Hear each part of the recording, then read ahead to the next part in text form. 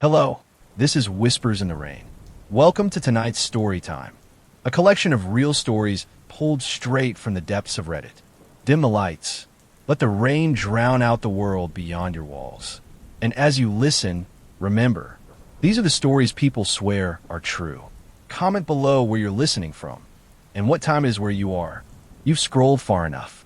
Now close your eyes and let the whispers begin. Story 1. The Whisper Tree. Bayou/letters in the bark.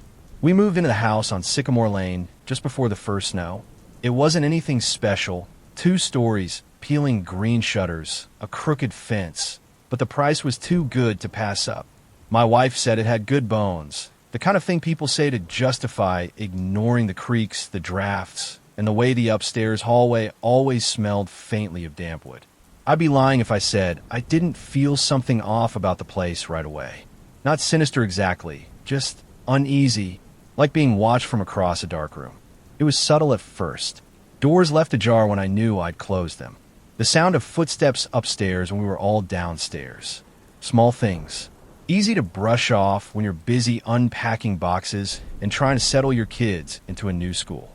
But the backyard was harder to ignore. There was a single tree at the edge of the property, a tall, blackened thing with no leaves, even in spring. The kids called it the Whisper Tree. I thought they were being dramatic. But one night, I stepped out for a smoke and I heard it for myself. A whisper, soft, urgent, just at the edge of hearing. I walked toward it, thinking maybe it was the wind moving through the branches or some kind of animal. But as I got closer, the whispering grew clearer. Words, not in English, not in any language I knew, and carved into the bark, over and over, were hundreds of tiny letters. The next morning, they were gone. I didn't tell my wife. I figured maybe I'd imagined it. A combination of the cold, the smoke, and the way shadows move at night. But the next evening, I went out again. This time I brought my phone. I wanted to record the sound, maybe catch whatever was causing it. I stood by the tree, phone in hand, recording. The whispering started again.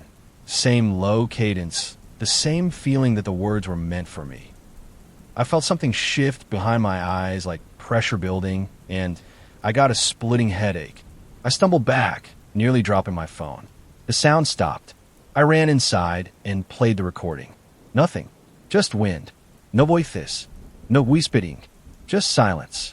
My wife asked me what I was doing out so long, and I told her I was looking for raccoons. She laughed. I didn't.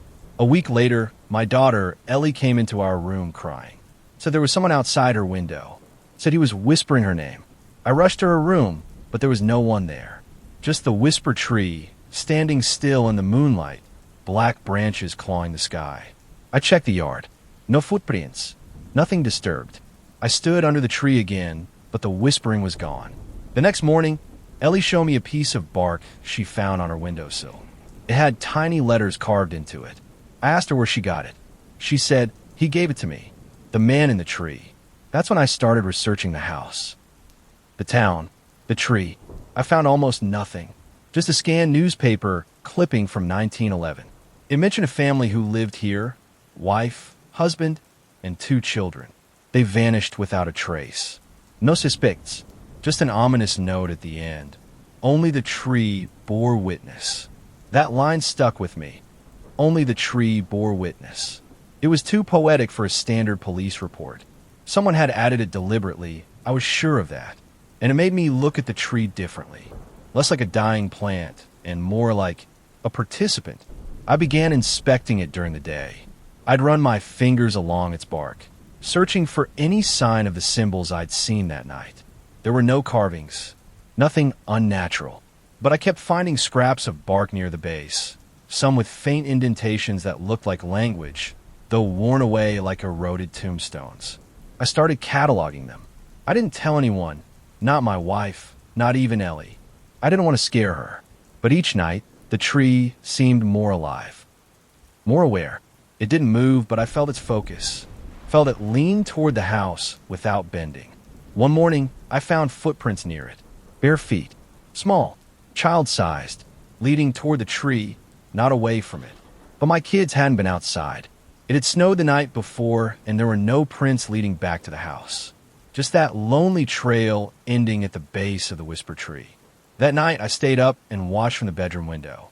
Around 3:12 a.m., Ellie stood up in bed and walked to the window. Her eyes were open, but unfocused. Her lips moved, but I couldn't hear what she was saying. I rushed in, touched her shoulder, and she collapsed like a puppet with its strings cut. She didn't remember any of it the next day. My wife wanted to take her to a sleep specialist. I agreed, though I didn't mention the tree. But something changed that morning. While I looked out the window, I saw a fresh carving in the bark. My name, written perfectly, deeply. It hadn't been there the day before. I told myself there had to be a rational explanation. Kids playing a prank, a neighborhood teenager messing around. But deep down, I knew that wasn't true. The letters in the bark weren't just carved. They were grown into it, like the tree had formed them on its own. That day, I stayed home from work. My wife didn't argue. She noticed I'd been tired, distracted. I waited until the house was empty, then went into the backyard with a hammer and chisel. If the tree wanted to talk to us, I wanted to ask it a few questions. I started carving into the base. "Who are you?" I wrote, hacking the words in ragged capital letters. As soon as I finished, I stepped back and felt something shift underfoot. The ground trembled, barely, but enough to feel in my bones. That night, the whispering didn't wait until midnight. It began just after sundown. It was louder now, insistent. The same strange language, mixed with fragments of English. I swear I heard my name again. Not just once, but over and over, chanted softly like a lullaby. Ellie screamed around 2 a.m. We found her standing in the corner of her room, eyes wide, whispering back at something we couldn't see. My wife scooped her up, sobbing. I checked the window. Bark again. Fresh, still bleeding sap. This piece had something new on it, numbers, coordinates. I plugged them into my phone. They pointed to a forest about an hour outside of town, a place I'd never heard of. But something about it felt familiar, like a half-forgotten dream. The next day, I called in sick and drove out there. The deeper I went, the more wrong it felt. No beds, no animals, just trees, twisted, blackened trunks like the one in our backyard. And in the center, a clearing, a stump, and dozens of scraps of bark arranged in a perfect circle. Each one had names carved into it. Mine, my wife's, my daughter's. The air in the clearing was thick, dead still, like the forest itself was holding its breath. I stepped carefully over the bark scraps, reading each one. Every name was carved with precision, like it had been etched by something with infinite patience. Some of the names I didn't recognize. Others made my stomach twist. A few matched the family from the 1911 article. One even had a date beneath it, July 6th. Today's date. A deep, droning sound began to rise. It wasn't coming from above or around me. It was coming from under the ground. A vibration more than a noise, like something stirring far below. I backed away, heart pounding, and the whispering returned. Not from the trees, but from the stump. I approached it cautiously and saw something at the center, an open knot like a hollow mouth. Inside, layered beneath strips of rotted bark, was a tightly folded note. I pulled it free. It was old, fragile, browned at the edges, but the ink was fresh. It simply read, "You belong to US now." The whispering stopped. The forest went still again. I left the clearing in a daze, feeling as though I'd left a part of myself behind. Back home, the tree in our yard looked different. Taller, closer to the house. I asked my wife if she'd noticed anything strange. She looked at me like I was losing my mind. "It's always been like that," she said. "Maybe you just never really looked at it." Ellie started talking in her sleep every night. I began recording her. Most of it was gibberish, but sometimes I could catch phrases, under the bark, names in the roots, "He's almost awake." And then she said something that broke me. One night, I played back a clip and heard her say in a perfect, eerie whisper, "Daddy saw the stump. Now they know where we live." I stopped going to work. I barely slept. I spent my days watching the tree and my nights listening to recordings of Ellie talking in her sleep. My wife thought I was having some kind of breakdown. She begged me to see a doctor. But the truth is, I was scared that if I left, even for a day, I'd come back and find the house empty. The carvings on the tree became more frequent. Every morning there was something new, a symbol, a phrase, sometimes a memory. One day, it showed a line from my wedding vows. Another time, it had a phrase I used to whisper to Ellie when she was a baby. Dream safe, little star. It was learning. One night, I stayed up with a flashlight and notebook, determined to confront it. Around 3 a.m., I heard rustling in the yard. I looked out and froze. Ellie was outside, barefoot, in her pajamas, walking slowly toward the tree with something in her hand. I sprinted down and out the door, calling her name. She didn't respond.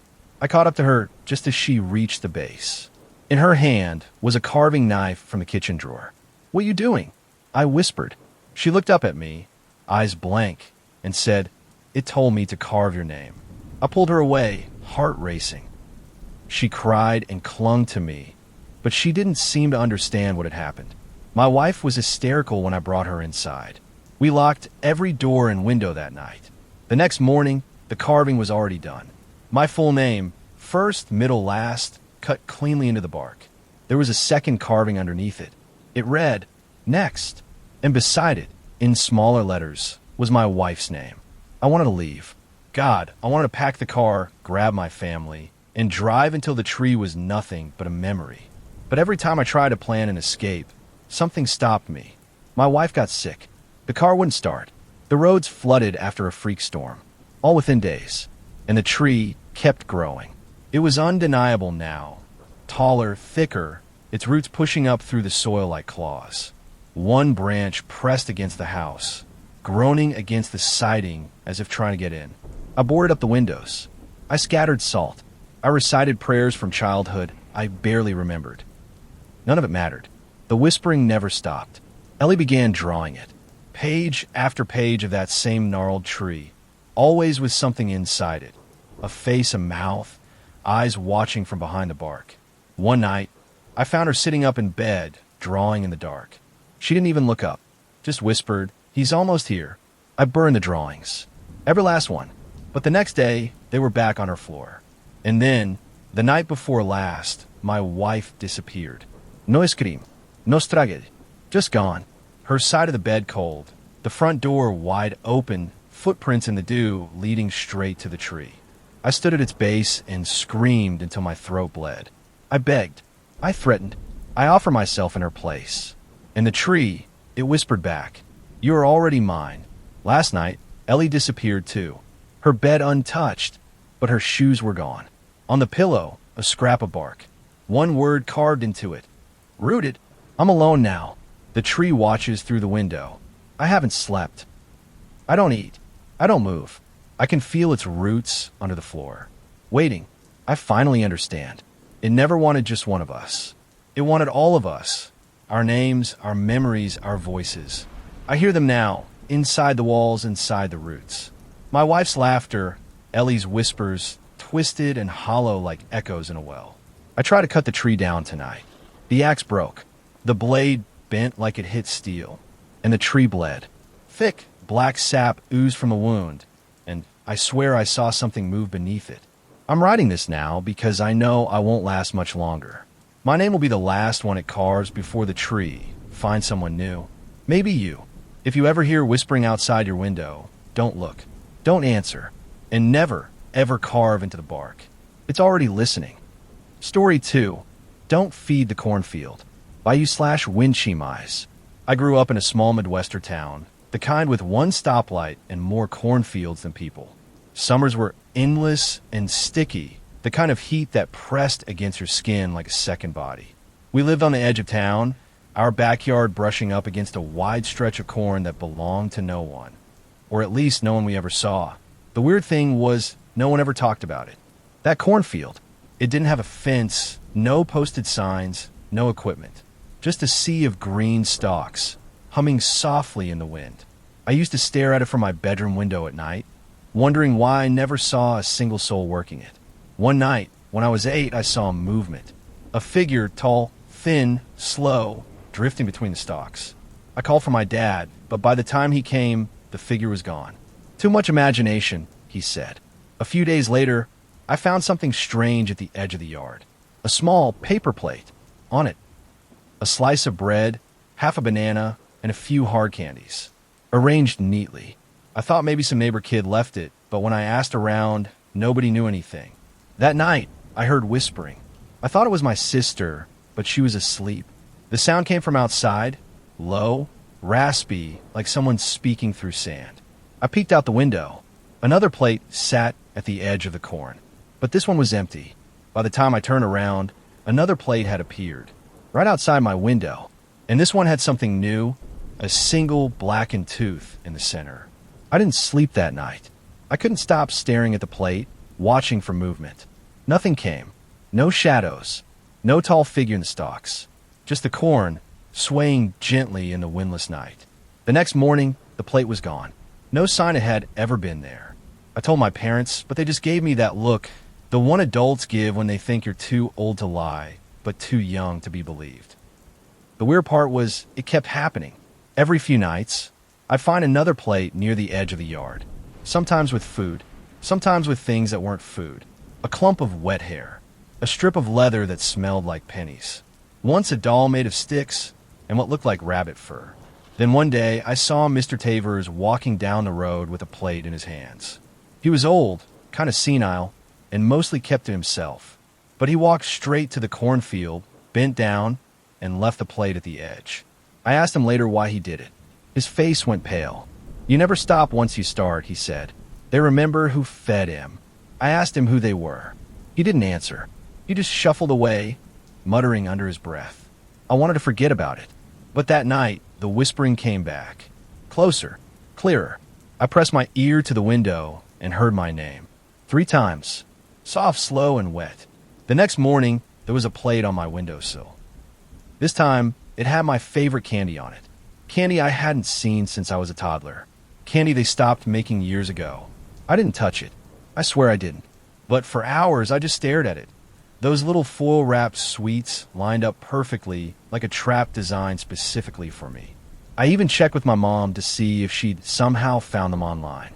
She hadn't. She barely remembered I liked them. The plate stayed there all day. By sunset, flies had started to gather, even though the candy was still perfectly sealed. That night, I dreamed of the corn, not walking through it, but sinking into it, feet pulled down into the dirt like the stalks wanted to feed on me. Something was waiting at the center. I couldn't see it, but I could hear it chewing. When I woke up, the candy was gone. The plate was still there, but the candy had vanished. I started to notice things after that. Small things. My dog wouldn't go near the cornfield anymore. He'd bark and growl at it like it was alive. The grass near the edge of the yard turned brittle and gray. One afternoon, I caught my little sister crouched by the fence, whispering into the corn. I grabbed her by the arm and asked what she was doing. She just blinked at me and said, "Feeding it." "What do you mean?" I asked. "They get hungry at night," she said. "But not just for food." I asked who told her that. She said the tall man. I felt cold all over. We didn't have any tall men in our neighborhood. That night, I heard scratching on the window. Not tapping, scratching, like fingernails on glass. I pulled the curtain back and nearly screamed. There was a smear of something dark across the glass, and stuck in the center was a baby tooth. It wasn't mine. I ran straight to my parents' room and dragged them to the window, heart pounding like a drum in my chest. But by the time they got there, the smear was gone. No tooth. No sign anything had happened. My mom muttered something about sleepwalking and stress. My dad barely looked at me.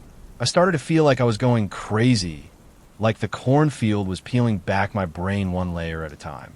The next day, I noticed something even stranger. Kids in town were leaving plates, too. On porches, window ledges, even on bikes parked outside the gas station. Always with little bits of food, always facing the fields. I cornered one kid from school, Tommy, and asked him why. He looked over both shoulders, then whispered, "It's for the hollow ones, so they stay in the stalks." I asked who told him that. "My grandma," he said. Her grandpa told her, "You feed them or they take. That's the rule." "What do they take?" I asked. He looked at me, dead serious. "Whatever they want." That night, I set a plate out myself, just to see. Peanut butter crackers in a juice box.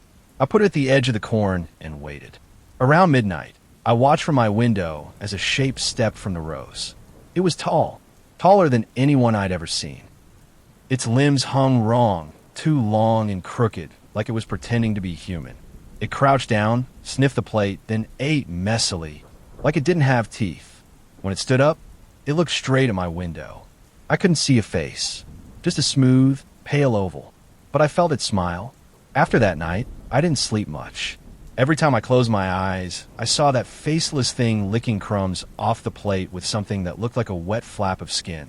It wasn't just a monster, it was patient. I started researching. Library archives, old newspapers, dusty town records. The cornfield had always been there. No owner, no deed, no mention of planting. Just always there. I found an article from 1929. Local boy disappears near cornfield. No body found. Just a shoe and a half-eaten sandwich on a paper plate. It wasn't the only one. Every decade, like clockwork, someone vanished. The notes were always vague.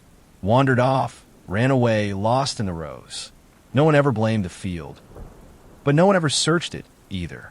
That's when I realized this wasn't about one monster. It was a deal, an agreement. Our town fed the cornfield, and in return, most of us were left alone. But someone had to start it, and someone had to keep it going. I remembered Mr. Tavers. His words, "You never stop once you start." I went to his house. The door was open. The place reeked of mildew and rot. I found him in a chair by the window, staring out at the field. He was dead, but not fresh. His skin was dry and gray, and a plate sat on his lap. On it, a single eyeball, still wet. I screamed and ran. Called the sheriff. They said it was a stroke. Natural causes. Plate? What plate? I knew what was coming next. The field had been fed for generations. Now it was hungry again, and the whispering had returned, this time from inside the house. The first time I heard from inside, I thought it was my sister. The whispers came from the hallway, soft and wet, repeating the same phrase over and over. Just one bite. I stepped out with a flashlight and crept down the stairs. The lights flickered. The power in our house had never gone out before. Not like this. When I reached the living room, the front door was open. Outside, at the edge of the porch, was another plate, and on it was a finger. Small. A child's. I turned around and ran to my sister's room. She was gone. Her window wide open. A muddy handprint on the sill. I didn't think. I just ran outside, barefoot, into the cold night toward the corn. I could hear her crying from deep within the stalks, her voice threading between the whispers. The field swallowed me. The rows closed in behind me. The air got thicker. The stars vanished. And then I saw them. Dozens of them. Pale figures crouched between the stalks, eating from plates. Plates filled with teeth, hair, bones. They hissed when they saw me, not in anger, but in delight. Then one of them stood. The tall one. The first one I'd seen. It stepped toward me and held out a hand, long and glistening with too many joints. In its other hand, my sister, still breathing, eyes wide. It tilted its smooth face toward me. I didn't hear words. I felt them like thoughts being shoved into my skull. "Replace the plate. What do you want?" I whispered. Its hand opened.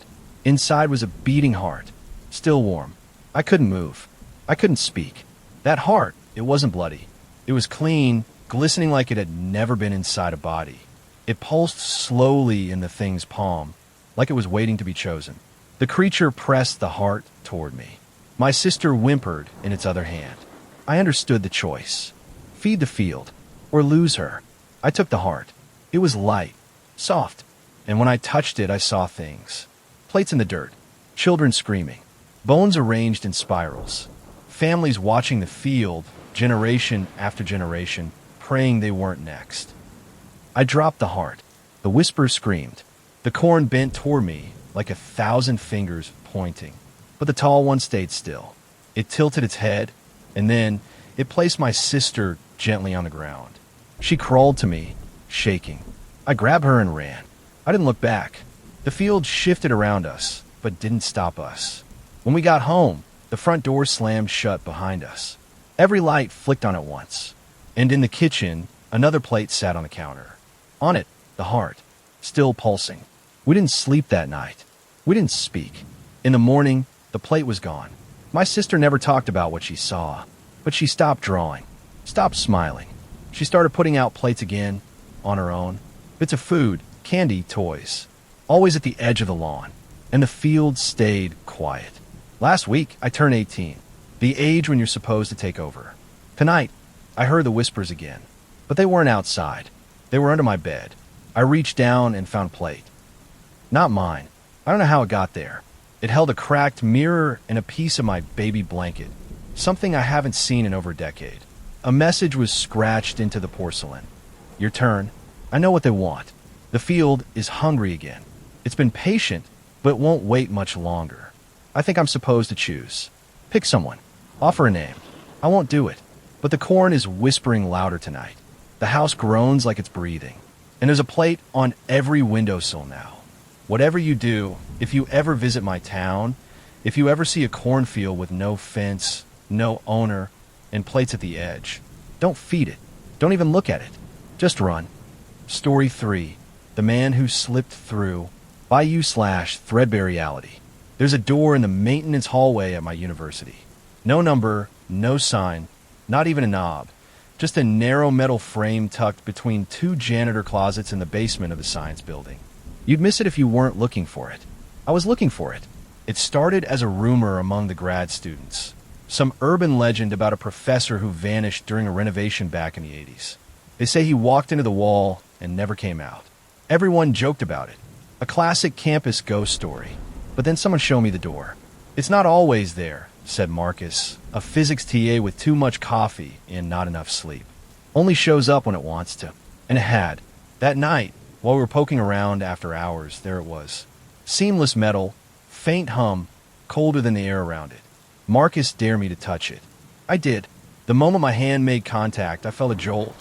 Not painful, just wrong. Like touching static that knew your name. I pulled away, but my handprint stayed. Faint and glowing. Like it had been burned into the surface. Marcus ran. I didn't. I was stuck. Fascinated, terrified. Then I heard a voice. Not through the air, but directly inside my skull. Do you want to see? It didn't wait for an answer. The door opened, and I stepped through. At first, I thought it was just another hallway. Dim, sterile light buzzed overhead, and the walls were a smooth, featureless gray. But the silence was what struck me. Not quiet, silent. No buzz of lights, no hum of air vents. Just vacuum-still air that made my own breathing feel too loud. The door closed behind me without a sound. I turned, but there was no handle. No sound, just a wall. Panic hadn't hit yet. I told myself it was some elaborate prank. Some experimental lab. Maybe Marcus was filming me through a hidden camera. I walked forward. The hallway curved slightly. Not enough to notice at first, but enough to feel disoriented. After a minute or two, I realized the curve hadn't stopped. It just kept spiraling. I passed doors, each one marked with a symbol, none I recognized. Not letters, not math, something older. One of the doors was ajar. Against my better judgment, I pushed it open. Inside was a room filled with blackboards. Dozens of them, all suspended in the air with no visible support. The boards were covered in equations. Some I recognized from quantum theory. Others looked like gibberish. But one equation was repeated on every board. T, X equals reality, increment. I took a photo with my phone. The screen flickered and died instantly. Then I noticed something scrawled in the corner of one board. Not an equation. A warning. Don't stay long. The longer you stay, the more it sees you. I turned around, and something had closed the door. I lunged for the door, but it was sealed, no knob, no gap, just smooth metal where the opening had been. I pounded on it, called for help, but the silence swallowed everything.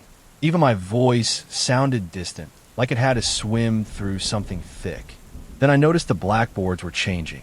Not all at once, just little things. A number here, a variable there, as if someone were solving them slowly, invisibly. My reflection moved wrong in the glass of one board.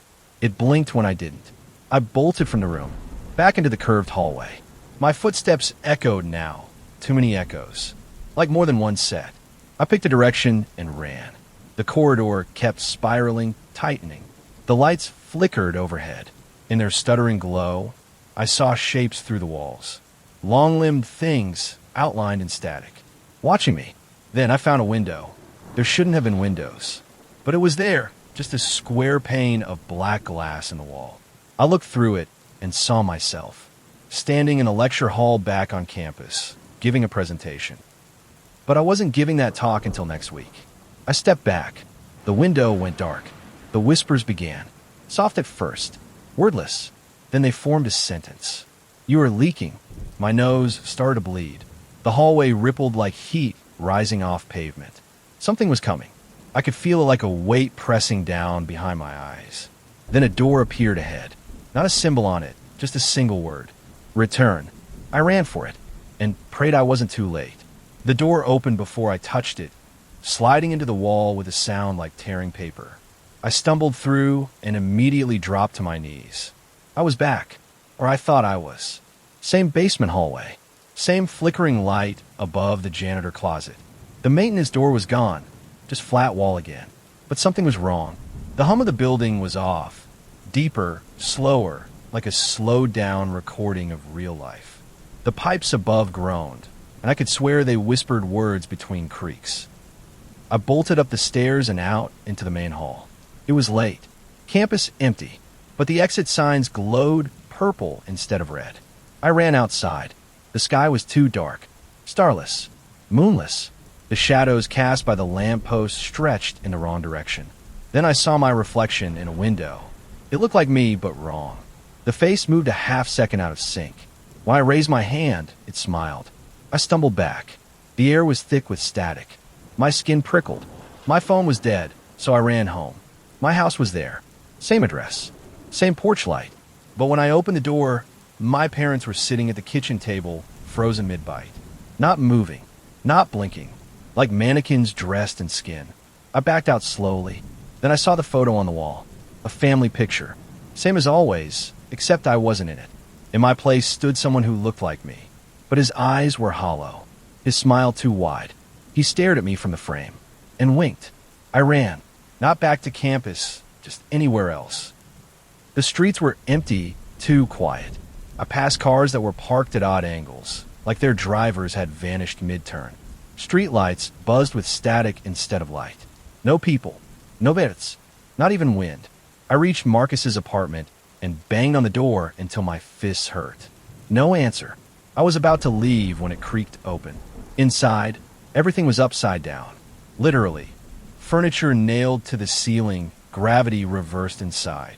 The air pulsed like a heartbeat. I didn't go in. I turned and ran. That's when I saw the thing following me. It looked like me, my clothes, my face, but twisted, like it had been painted from memory by someone who didn't quite understand human anatomy. Its limbs bent wrong.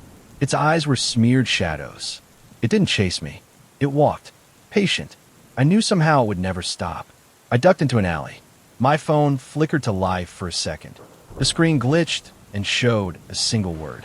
Slip. It exploded in my hand. Not shattered. Exploded. Like it had built up too much pressure. I stumbled back out and realized I wasn't in the same town anymore. The streets were still familiar, but off, as if everything had been rebuilt from memory and none of the details quite matched. Then I saw the building, the science hall, exactly as it had been. And in the basement window, I saw the door again, glowing faintly. Open. I don't know how I got back to campus. I just remember the spiraling hallway waiting for me again, and a voice whispering. Round 2. I didn't want to go back in. God knows I should have run. But when you've slipped through once, part of you stays bent. Like a paper that's been folded, you can't quite press it flat again. So I stepped through the door a second time. The hallway was different now. No curve. Just an infinite corridor of mirrors. Floor to ceiling. Thousands of me, stretched and twisted and blinking at different times. Some moved in sync. Others smiled when I didn't. One raised a hand and pointed behind me. I turned. Another me stood at the door. Not moving. Just watching. His skin rippled like heat haze. His eyes were empty holes, flickering with static. I ran deeper into the mirror hall, my own reflections distorting with every step. One by one, they turned their backs to me. Then I reached the end. Another door. This one was cracked open, humming softly. Symbols carved into the frame pulsed with blue light. Inside, a room filled with stacked televisions, each playing scenes from my life. Some were real, Some weren't. One screen showed me standing in my dorm, but my roommates were faceless, mouths stretching open like elastic. Another showed my parents' house, but burning slowly in reverse. In the center of the room stood a chair, and in the chair, Marcus, eyes wide, skin pale, wires running into his skull. He looked at me and mouthed, "Get out."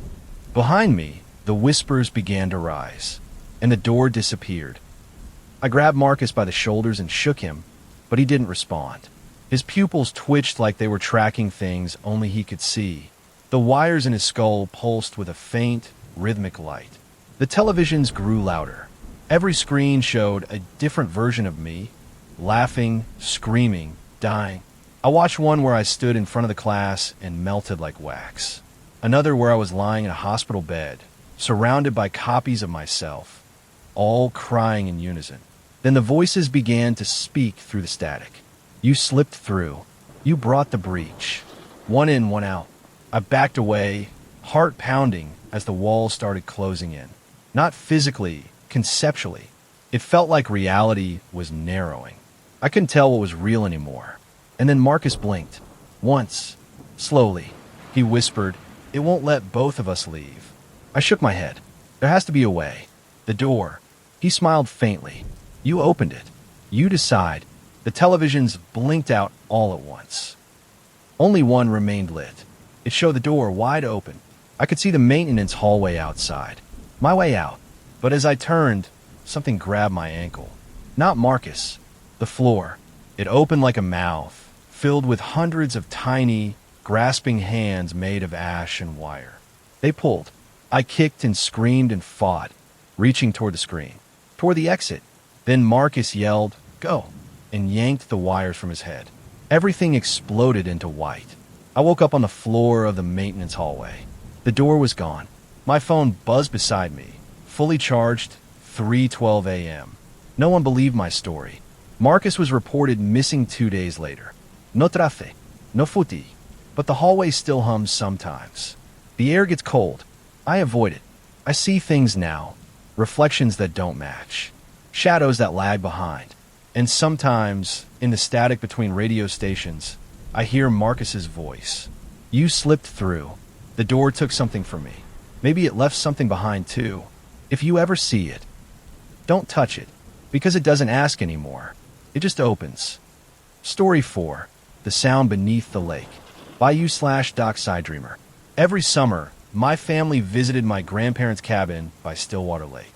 It was the kind of remote place where the cell signal died 5 miles out and the silence felt like a living thing. I used to love it until the year I turned 12. That summer, the lake began whispering. It started small.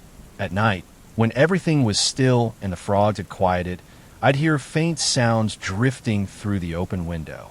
Not wind, not waves, something deeper, a voice. I couldn't make out the words, but it had a rhythm, like someone talking underwater. I thought it was a dream until I heard it while fully awake, lying in bed with the moonlight slicing across the floor. I told my grandfather. He stopped rocking in his chair and looked out toward the water. "You don't answer it," he said. "Not if you hear a call. That lake's got memory." "What kind of memory?" I asked. He just muttered, "The kind that don't forget." That night, I stayed up with my flashlight pointed out the window.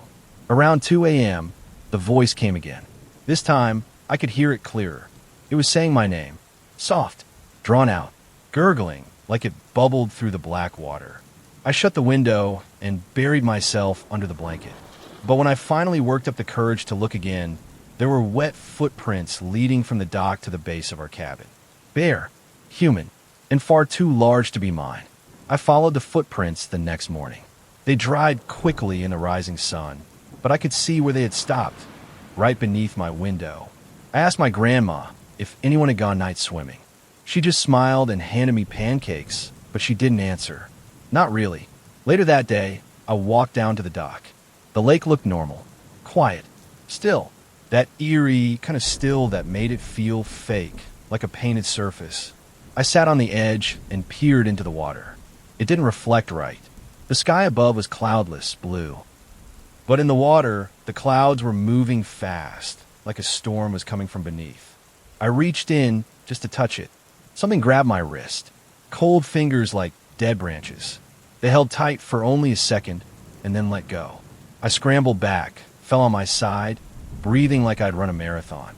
No one believed me. That night, I slept with the window locked. But just past midnight, I heard it again. Not just my name this time. A sentence. Come down. Just one step. I shook under the covers, trying to hum to drown it out. Then the sound changed. It was inside the cabin. Footsteps on wet wood. Floorboards creaking. Something pacing the kitchen. I clutched my flashlight like a weapon. I knew if I opened the door, something would be waiting. So I waited until dawn. When I finally stepped out, the floor was dry. Except for one thing, a wet handprint on my doorknob. I didn't sleep the next night. Instead, I sat at the window with my flashlight and a kitchen knife tucked under the pillow. It wasn't courage. It was dread that had nowhere else to go. Around 1:47 a.m., the air changed. It got thicker, damper, like I was breathing through a wet towel. Then the sound came again. Not a whisper this time. Singing. A low, lilting hum, just a few notes, over and over. It sounded like a lullaby a parent would sing to a child, except broken, like it had forgotten the words. Then came the splash. I crept out of bed, crossed the room, and peered through the slats of the blinds. Something was standing on the dock. Not a person. Tall, thin, wet all over, like it had risen straight from the lake bed. I couldn't make out a face, but I saw hair, long, matted strands clinging to its chest. It was holding something, a red toy boat, one I recognized from years ago. Mine. I lost it when I was 5. I backed away, heart hammering. I tripped over the nightstand, and the noise must have alerted it. It looked up. I felt its gaze, even without eyes. I dove back under the covers and didn't move. Not until light started creeping under the window. When I finally dared to look again, the dock was empty. But the toy boat was sitting outside my window, and it was dry. I showed the boat to my grandfather. His face went pale, not with surprise, but recognition. I told your father not to swim that summer, he muttered, more to himself than to me. What do you mean? I asked, but he just shook his head and told me not to go near the water again. Later that afternoon, I searched the old shed behind the cabin. Inside, beneath some moldy life vests, I found a box of photos. One caught my eye, a group shot at the lake. My dad, a teenager, standing on the dock with friends. They were smiling, except for one boy, standing slightly off to the side. I didn't recognize him. His face was blurred. Not motion blur, more like it had been smudged by a wet thumb. Written on the back, last summer with Toby. That night, the humming started early. This time it was closer. My window began to fog on the inside. The temperature dropped. The walls seemed to breathe, exhaling damp, mildew-scented air. The voice returned, louder than ever. He stayed too long. Now he belongs. The singing grew frantic. Off-key, angry. I sat on my bed, knife in hand, flashlight flickering, while the voice scraped against my skull. Then silence. Complete. Total. Paralyzing. Until something knocked on the window. 3 slow, deliberate taps. And then a voice, crystal clear. You left me. I didn't look. I didn't move. I stayed under the covers, heart pounding so hard I thought it might crack my ribs. The knocking stopped, but the voice didn't. You left me. You left me. You left me. Over and over, like a skipping record. I finally passed out from fear, and when I woke up, it was morning. My window was cracked, open just a sliver. I know I hadn't touched it, and on the floor below it, lake water. I didn't tell anyone. Not this time. Instead, I walked down to the lake. The surface was glass smooth. I stared into it for what felt like hours. I thought maybe I'd see a face, a reflection, something, but I didn't expect to see myself, my 12-year-old self, standing at the edge, barefoot, holding the same toy boat. Then he turned and walked into the water. He didn't splash. He didn't sink. He just faded beneath the surface. I ran back to the cabin, found a photo again, looked closer. The smudged boy, he wore my shirt. The one I had on now. I turned the picture over. The back had changed. Now it said, last summer with you. That night, the lake called again. But this time it didn't whisper. It screamed. My name. My full name. Over and over. Every window fogged. Every floorboard groaned. The water wasn't waiting anymore. It was coming. The cabin shook like something massive had brushed against it. Pictures rattled on the walls, and water dripped from the ceiling though it hadn't rained. I screamed for my grandparents. No answer. Their bedroom was empty. Neatly made bed, still warm teacups. I ran to the front door. Locked. Bolted from the outside. The voice got louder. It was inside now, crawling up from the floorboards, leaking from the pipes, echoing through the air vents. Time to return. Time to remember. Time to drown. I grabbed the toy boat and held it like a charm. Somehow, it felt heavier now, like it had soaked in something invisible. Footsteps creaked above me. There was no attic. And then I saw him. The boy from the photo. From the lake. Me. He stood in the hallway, dripping wet, water pooling around his feet. Eyes too wide, mouth open but not breathing. I stepped back, shaking. What do you want? He pointed toward the lake. You were meant to stay. Behind him, the hallway darkened, warped, the wood stretching like soaked paper. I turned and ran, crashing through the kitchen window. Glass cut my arms as I tumbled into the yard. The lake was glowing, not with light, but with memory. I saw all of them, boys, girls, teens, standing beneath the surface, unmoving, eyes open. Each one holding something they had once lost. And in the center, something huge stirred, rising. It rose slowly, with a terrible grace. Something ancient, long-limbed and translucent like a jellyfish woven from fog and sorrow. Its shape was fluid, a suggestion more than a form. And its face, it had too many. Hundreds of them, stitched together like masks, each one moaning soundlessly beneath the surface of its shifting skin. I ran, barefoot, bleeding, tearing across the sand as the lake heaved behind me. But the water didn't crash.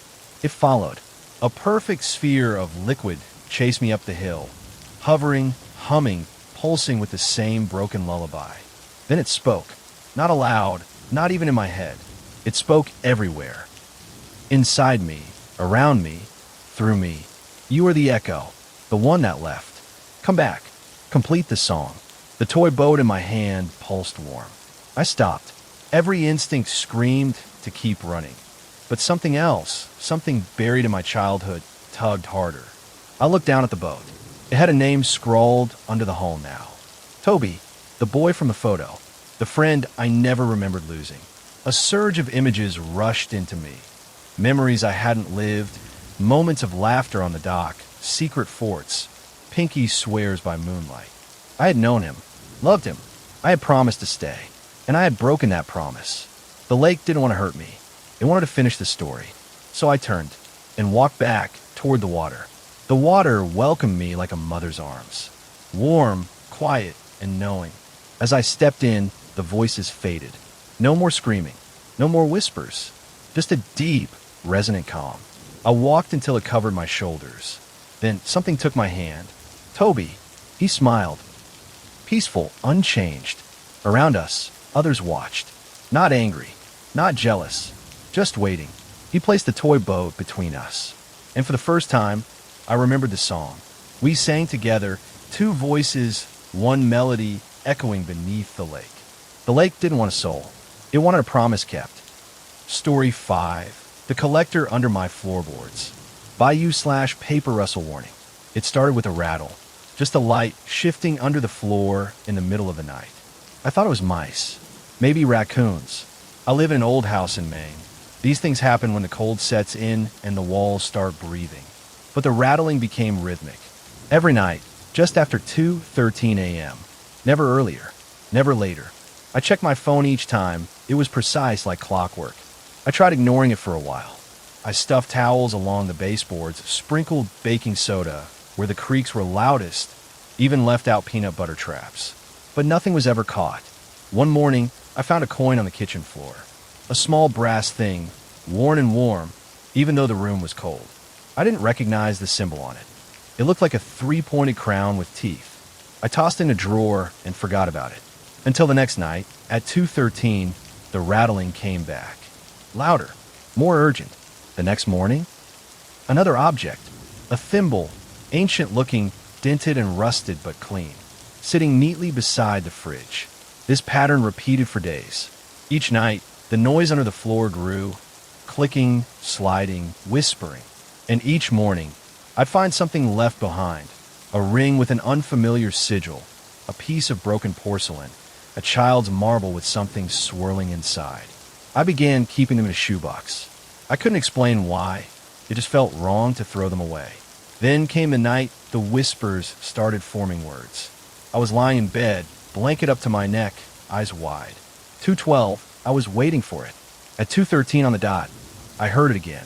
Rattle, rattle, scratch. But this time, mine, it said, soft, vet, from under the floorboards. Mine, give back. He said both doplites. My heart felt like a drop drum. I tried to move, but couldn't. Not from fear, something was pushing down on me. My eyes were locked on the floor beneath the foot of my bed. The wood shifted, warped, and a finger. Long, gray, segmented, pressed up from the crack. I don't know what made me do it, but I screamed, and it vanished. The pressure lifted. The night returned to silence. That morning, there was no object waiting, but my shoebox was open, and everything inside it was gone. I tore the room apart looking for that shoebox. At first I thought maybe I'd moved it in my sleep. I even considered that someone had broken in, even though nothing else was disturbed. Not my laptop, not my wallet, not even the loose change in the tray by the door. Only the box was missing, and the space where it had been was oddly warm. I didn't sleep that night. I sat up with the lights on and a baseball bat across my lap like some suburban Van Helsing. Every creak made my heart jerk. When 2:13 arrived, I held my breath. At first, nothing. Then a whisper like paper tearing underwater. Dead, followed by a soft scrape, like someone dragging a bag of wet rice across wood. Took mine. I nearly bolted from the house, but something kept me in place. A thought. What if leaving made it worse?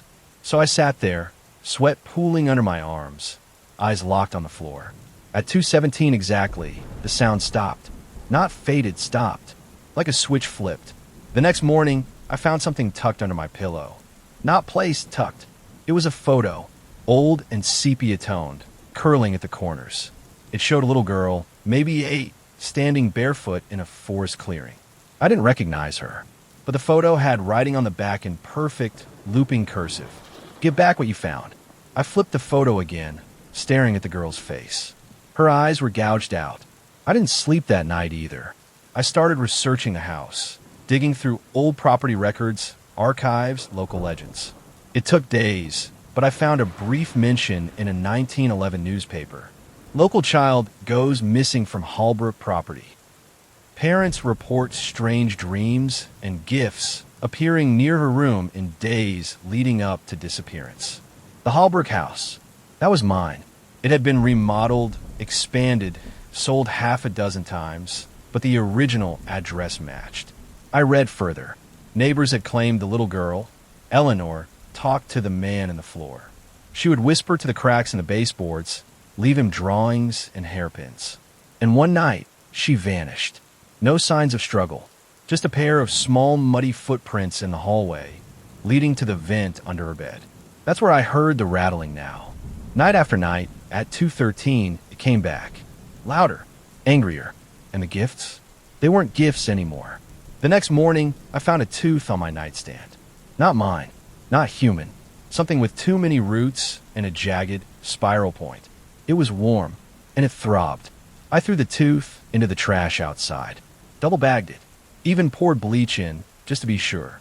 I didn't want that thing in my house. It felt like it was watching me, even without eyes. That night, I sealed the vent with duct tape and a metal grate I found in the garage. I even moved my bed away from the wall. Didn't matter. At 2:13, I woke up to the sound of my dresser sliding 3 inches across the floor by itself. It didn't scrape. It glided. The temperature in the room dropped fast, enough that I saw my breath. Then came the rattle, louder than ever, like the floorboards were full of rusted marbles rolling in perfect rhythm. And then came the voice. Not a whisper this time. A low, gurgling growl. Debt. Return. Repay. I shouted. I didn't take anything. The floorboards cracked beneath me, literally split, a hairline fracture stretching from the vent to my foot. You kept them. You took them. You hoarded my finds. I pressed myself against the wall, flashlight in one hand, bat in the other. The crack widened. I swear I saw something moving inside it. Gray flesh, long digits with too many knuckles. And then, silence. The crack sealed itself. I didn't sleep again. I started carrying the bat everywhere. 2 nights later, I found the coin again, the first object it had given me. It was on the edge of my sink, resting on a fresh white towel. Except now, the symbol had changed. Instead of a crown with teeth, it showed an open mouth. Inside the mouth, my house. I grabbed the coin with tongs and threw it down the storm drain. That night, it came back. This time, it was lodged in my throat. I woke up choking, coughing blood and copper. When I finally hacked it out, the coin clattered onto the hardwood, and the floor whispered, "Do not discard the offerings." I kept the coin, put in the shoebox. A new one. I tried staying at a hotel after that. Didn't matter. At exactly 2:13 a.m., the ice machine down the hall exploded. Every cube carved with the same symbol from the coin. My shoebox was waiting for me when I got back, sitting on my bed, lit off, and inside, the tooth. But now I had a twin. I didn't touch the second tooth. I didn't even touch the box. I backed out of the room, shut the door, and left the house for good that night. Or so I thought. I crashed at a friend's place, Jared. He had no idea what I was running from, just saw the bags under my eyes and offered his couch without asking questions. I didn't tell him about the collector. Who would believe it? That night, I slept for the first time in days. But at exactly 2:13, Jared's dog started barking. Not normal barking, howling, from the bottom of the stairs, head tilted toward the guest room where I slept. I sat up. The air smelled like lake water. Then I heard the sound again. Not rattling now, clicking, like someone flicking fingernails against wood. And underneath that, dragging. "You can leave the house," the voice said, now inside the walls, somehow distant and close all at once. "But the debt sleeps in you." I turned on the light. Nothing in the room, but the shadow cast by my lamp bent the wrong way. It stretched up the wall instead of across it. I ran into Jared's room, panicked, shaking, told him I was sleepwalking, having night terrors, whatever excuse I could think of. He let me stay in his room the rest of the night. Next morning, I packed. As I loaded my car, Jared came outside with something in his hand. "Hey, this yours?" he asked. It was the coin. Same weight, same dull gleam. But now the house etched in the mouth was burning. I snatched it from his hand and left without saying goodbye. I drove for hours, out of state. I didn't care where I ended up, as long as it was far from Hallbrook. I booked a room in the cheapest roadside motel I could find. I didn't unpack. I just sat on the bed, watching the door. 2:13 came. Nothing happened. I almost cried. But at 2:17, I heard the lock click. The door didn't open. It twisted, warped inward, like something had tried to squeeze through without opening it first. On the inside of the doorknob was a print. Not a fingerprint, a spiral. Deep, pressed into the metal. I didn't sleep. When dawn came, I checked out and drove to a hardware store. Bought cement, nails, boards, and salt. I drove back to the house. It was waiting for me. Front door wide open. And inside, on the living room floor, was my original shoebox. Every object I'd ever found inside, arranged like a shrine. At the center, a new item. My driver's license, burned around the edges. I stood in the doorway, wind curling around me like fingers. The shoebox was lit perfectly by a shaft of sunlight coming through a hole in the roof. I didn't remember being there. The driver's license in the center still had my photo, but the eyes were blacked out as if burned away. I stepped forward, unable to help myself. My feet moved like they were guided by strings. As soon as I touched the box, I felt it. A lurch in the pit of my stomach. Not nausea, displacement. Something behind the walls shifted in response. Then the floor spoke again. "Good. Found again." I fell to my knees and tipped the box over. The items scattered across the floor. Some old, some I didn't remember at all. A small glass bird, a leather button, a bone needle with threading already tied, stiff and gray. Every item radiated a strange heat. Each one pulsed faintly like it had a heartbeat. Then I heard something crawl, under the boards, directly beneath me, and a voice I hadn't heard before. Not the collector's deep rasp. A child's voice. "You kept my ribbon. I needed it to come home." It was followed by a shriek. hide and sudden. A child scream, yanked away mid-breath. I crawled backward, bumping into the wall. I was shaking, babbling apologies to no one. I didn't know. I didn't know what they were. The collector didn't answer, but the shoebox began refilling itself. One by one, the items slid across the floor like drawn by magnets. When the last one dropped in, the lid snapped shut. Then the floor beneath it sagged and opened. A square panel, like a trapdoor, lifted silently, exposing darkness that breathed cold air and distant whispers. I peered in. The smell was old. Damp earth. Metal. Something like spoiled sugar. The hole descended into darkness far deeper than the crawl space should allow. Then I saw movement. A shape, pale and long, crawling upward. Not climbing, sliding like it was boneless. Two wet, glistening hands reached out from the hole and gripped the edges. Fingers stretched and cracked. And then the head emerged. A stitched leather mask, fastened with nails. Eyes like dimes stitched into sockets, and a mouth sealed with fishing wire.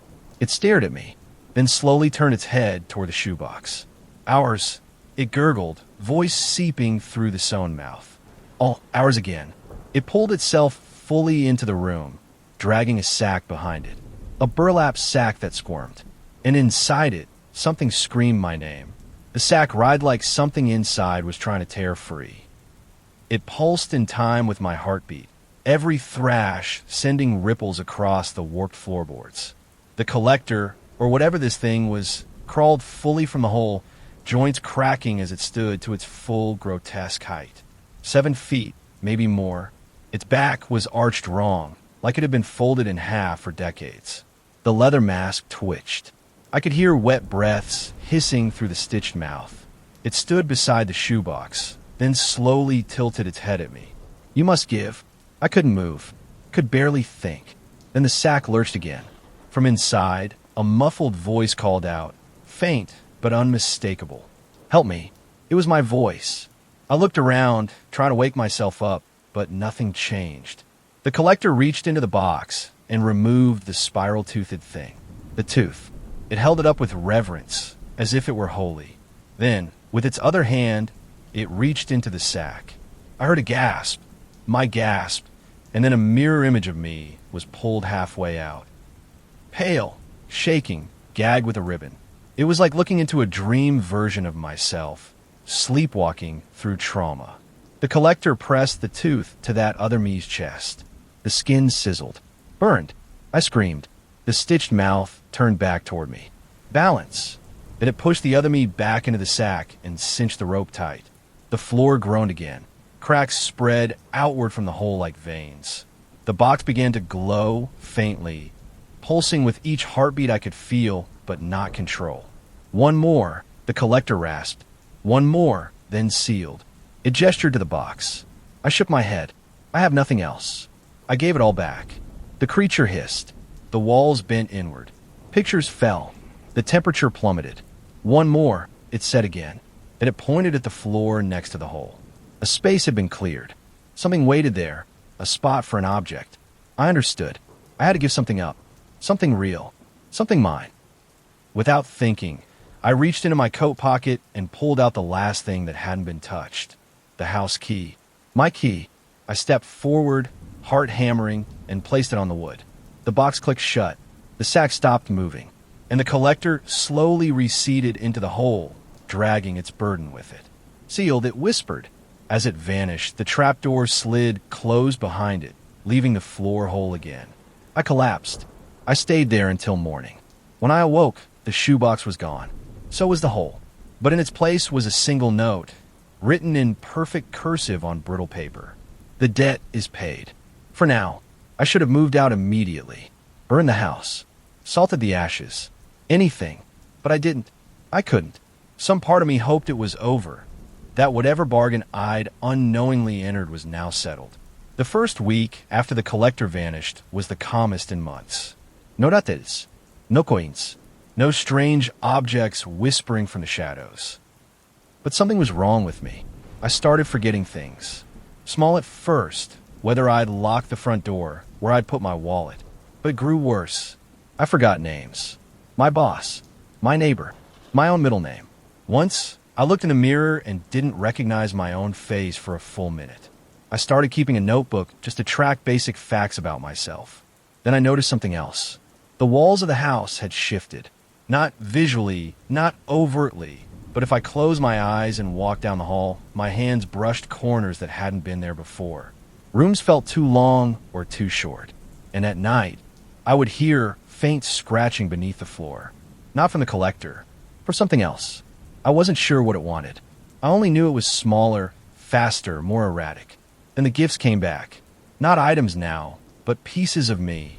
A button from my jacket, a shoelace, a pencil I'd chewed on during meetings, all laid out neatly on the kitchen table each morning, and always with a note.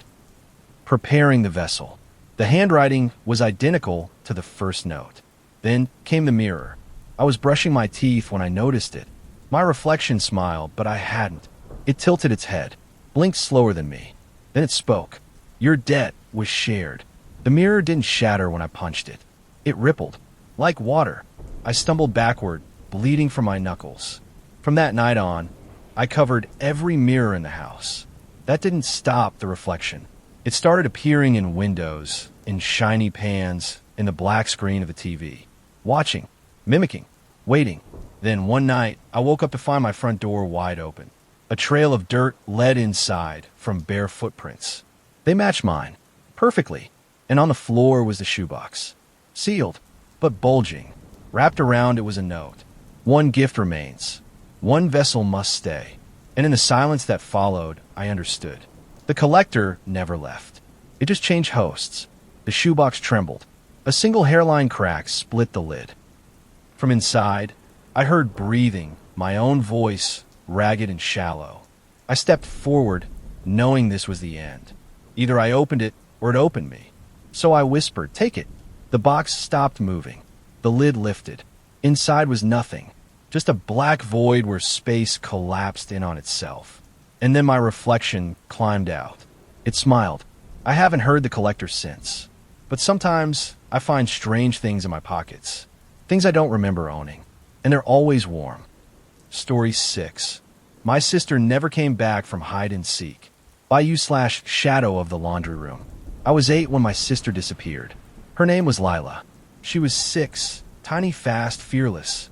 She had a giggle that could disarm the grumpiest adult and a wild imagination that made her the undefeated queen of hide and seek. It was summer and the house was boiling. Our parents were at work and we were being babysat by the TV and the occasional sandwich left in the fridge. Lila had this habit of taking hide and seek too far. She'd once crammed herself into the linen cabinet for 2 hours just to win. Another time, she climbed into a hollow under the porch and gave me such a scare I almost wet myself. But July 17th was the last time we played. It started like always. I counted to 50. She darted off, giggling. I searched the usual spots, closets, behind the curtains, under the couch. Nothing. "Lila," I called. "You win. Come out." No answer. I checked everywhere, even the crawl space under the house. Nothing. I started getting scared. I ran outside, circled the backyard, checked behind the shed, under the deck. Still nothing. By the time her mom came home, I was crying in the hallway, screaming that Lila was gone.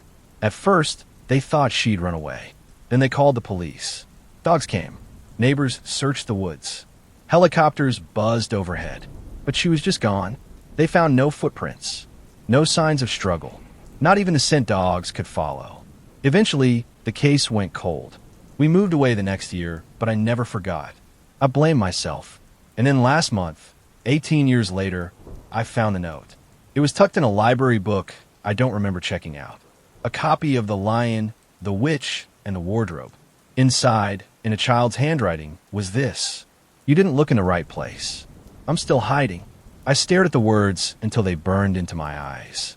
The handwriting looked exactly like Lila's, round and bubbly, like she'd never grown up. I brought it home, heart racing. I couldn't sleep that night. Around 2 a.m., I heard something in the vents.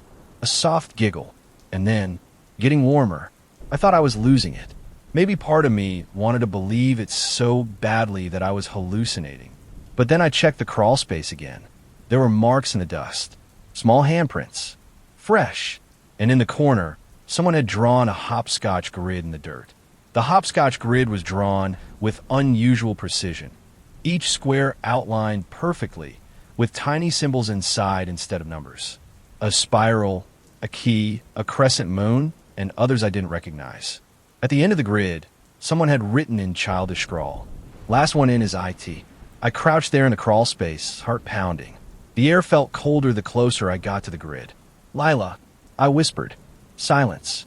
Then, so soft it might have been imagined, a breath in my ear. "You're getting closer." I fell back, head bumping against a beam. When I scrambled out, something scraped my ankle. I turned around, thinking I'd snag it on a nail, but it was a ribbon, a pale blue ribbon, stained with dust and old tears. Lila's ribbon. She used to wear it every day. I had tied it for her the morning she vanished. That night, I dreamed of the old house. In the dream, I was standing in the hallway, facing the linen closet. It opened slowly. Lila was inside, smiling. Unaged, wearing the ribbon. "Do you want to play again?" she asked. I couldn't answer. My mouth wouldn't open. She stepped forward, her feet not touching the floor. "There's still time." I woke up gasping, the dream leaking out of my mind like black ink in water. But when I looked beside me, the ribbon was there on the pillow. It wasn't a dream. I drove 5 hours the next day back to our childhood home. It had been abandoned for years, half-board, covered in ivy and rot. But the lock on the back door was snapped clean off, and inside, it smelled faintly of baby powder and old wood. Exactly how it had smelled the day she vanished. I stepped into the living room. The TV was still there. The couch. The crooked painting of ducks our mom always hated. All untouched. And on the floor, leading down the hallway, were tiny footprints in the dust. Border. Small. I followed them into the bedroom we'd shared. The wallpaper was peeling, the floorboards warped. But her bed was still made. And someone had drawn the same hopscotch grid in chalk across the wood. This time, I recognized one of the symbols in the boxes, a tiny house with a door drawn open. Below the grid were the words, "Knock 3 times." I looked up. The closet door was shut. I hadn't touched that closet in 18 years. I stood in front of the closet, hand trembling in the air. The house was dead quiet, not even wind slipping through the broken windows. I could hear my own pulse, fast and shallow. Knock 3 times. What would happen if I did? But part of me had already made the decision. I couldn't explain it, just this aching pull in my chest like Lila's voice was inside my rib cage, calling me home. So I knocked. 3 times. Knock, knock, knock. The door didn't creak open. It didn't burst outward. It pulled me in.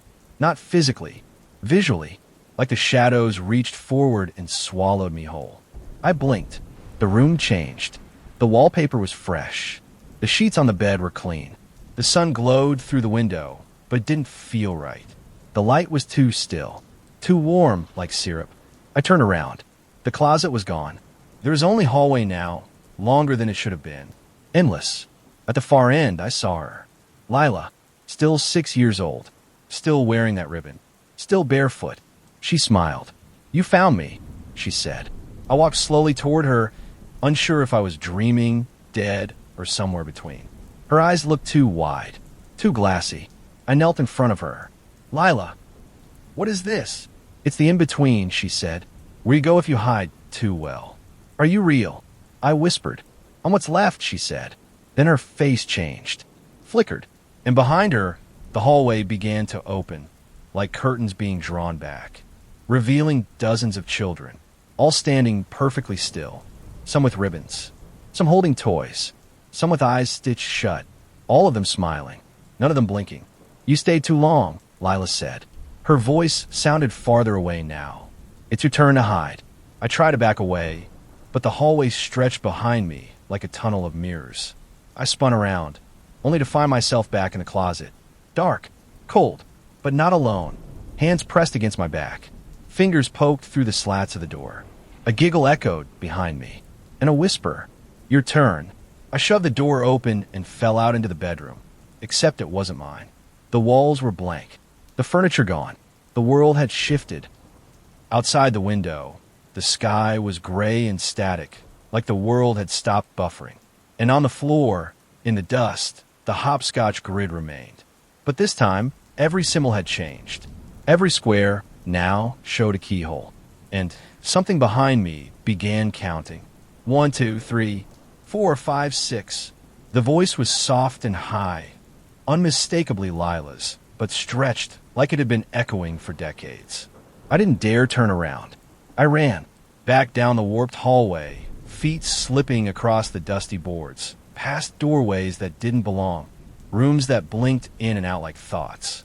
Each room I passed showed fragments. Birthday candles melting in reverse, a dollhouse burning in silence, my childhood reflection staring at me from a puddle of blood on tile. 7. No matter how far I ran, the voice followed. Closer, and then I saw it. A door at the end of the hall. Not part of the original house. Tall, narrow, with a brass handle shaped like a key. The hopscotch grid was carved into the wood. 9. I grabbed the handle. It burned. Inside the door was darkness. No floor. No sound. 10. I stepped through and fell. I hit the ground hard. Grass. Real grass. I was in the woods behind our old house. The sun was out. Birds chirped. Everything looked normal. Had I dreamed it all? No. In my hand was the ribbon, still warm. I stood up, turned toward the house, and froze. Because it wasn't our house. Not exactly. It looked like a replica, too clean, too sharp. Like someone had tried to rebuild it from memory, using mismatched pieces. The grass wasn't rustling. The birds were looping the same call again and again. A copy of reality. Then I noticed movement in the windows. Children, watching me.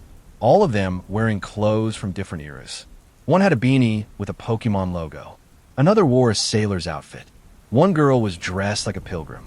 They stared, unmoving. And then, together, they turned and walked away into the house's darkness.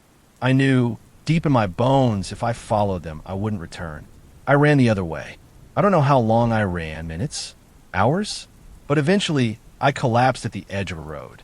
A car swerved, honked, stopped. Someone helped me up. Asked me what year it was. I told them. They stared at me, confused. You okay, man? You're bleeding. Where did you come from? They took me to a hospital. I told them I'd gotten lost in the woods. They checked my ID. Said I'd been reported missing 3 days ago. 3, not hours. But that was impossible. When I got home, I took the ribbon and locked it in a box. That night, my phone buzzed. Unknown number. No caller ID. I answered without thinking. Lila's voice whispered, "Ready or not? Here I come." The line went dead. I threw the phone across the room. It cracked, but didn't shatter. I stared at it for an hour before picking it back up. The call log showed nothing. No missed call. No incoming. But the background wallpaper on my phone had changed. It was a photo of me and Lila, one I'd never seen before. We were standing in the woods, holding hands. She was smiling, and I looked empty, eyes blank, mouth parted slightly, dead-eyed, and behind us in the shadows stood the door, the tall one, with the hopscotch carvings. I called my parents, asked them if they'd gotten any strange calls. They hesitated. Then Mom said she'd received a voicemail that morning, giggling. A little girl. "Is that you, Lila?" Mom had whispered into the phone, voice breaking, and the voice had replied. Almost. The voicemail erased itself before she could play it again. "We don't talk about it now.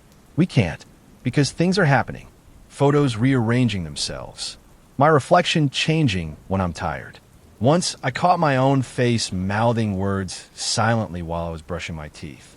And sometimes I see her, not in dreams, in mirrors, just standing behind me, grinning, waiting. A few nights ago, I woke up to giggling from the hallway. I opened the door. No one there, but on the floor was the hopscotch grid, drawn in blood. Each square was empty, except the last one. That one had my name in it. I've started sleeping during the day. Lights on, windows closed, mirrors covered. But it doesn't matter, because I know what's coming. She's looking for me. The game never ended. I broke the rules. I left the house, and now I'm IT. Story 7. There's a man who watches me sleep, and he wears my face. /face in the curtains. I never used to sleep with the curtains closed. I like seeing the stars, the soft blue of the moonlight made me feel less alone in my tiny apartment. That changed the night I saw the man standing across the alley, staring into my window. He didn't move. He didn't blink. He just stood there, half hidden behind the fire escape, wearing clothes that looked exactly like mine. At first, I thought it was a neighbor, someone being creepy, sure, but harmless. I shut the blinds, flipped on every light in my place, and tried to forget it. But I couldn't, because the next morning when I checked the alley, there were footprints. Mine, exactly like mine. I even took off one of my sneakers and stepped beside them. Perfect match. But I hadn't gone outside. That night, I closed the curtains, locked every window, left the hallway light on. 2:12 a.m., I woke up, not from a noise, just from a feeling. Like a magnet had pulled me up from sleep. I opened my eyes and immediately saw it.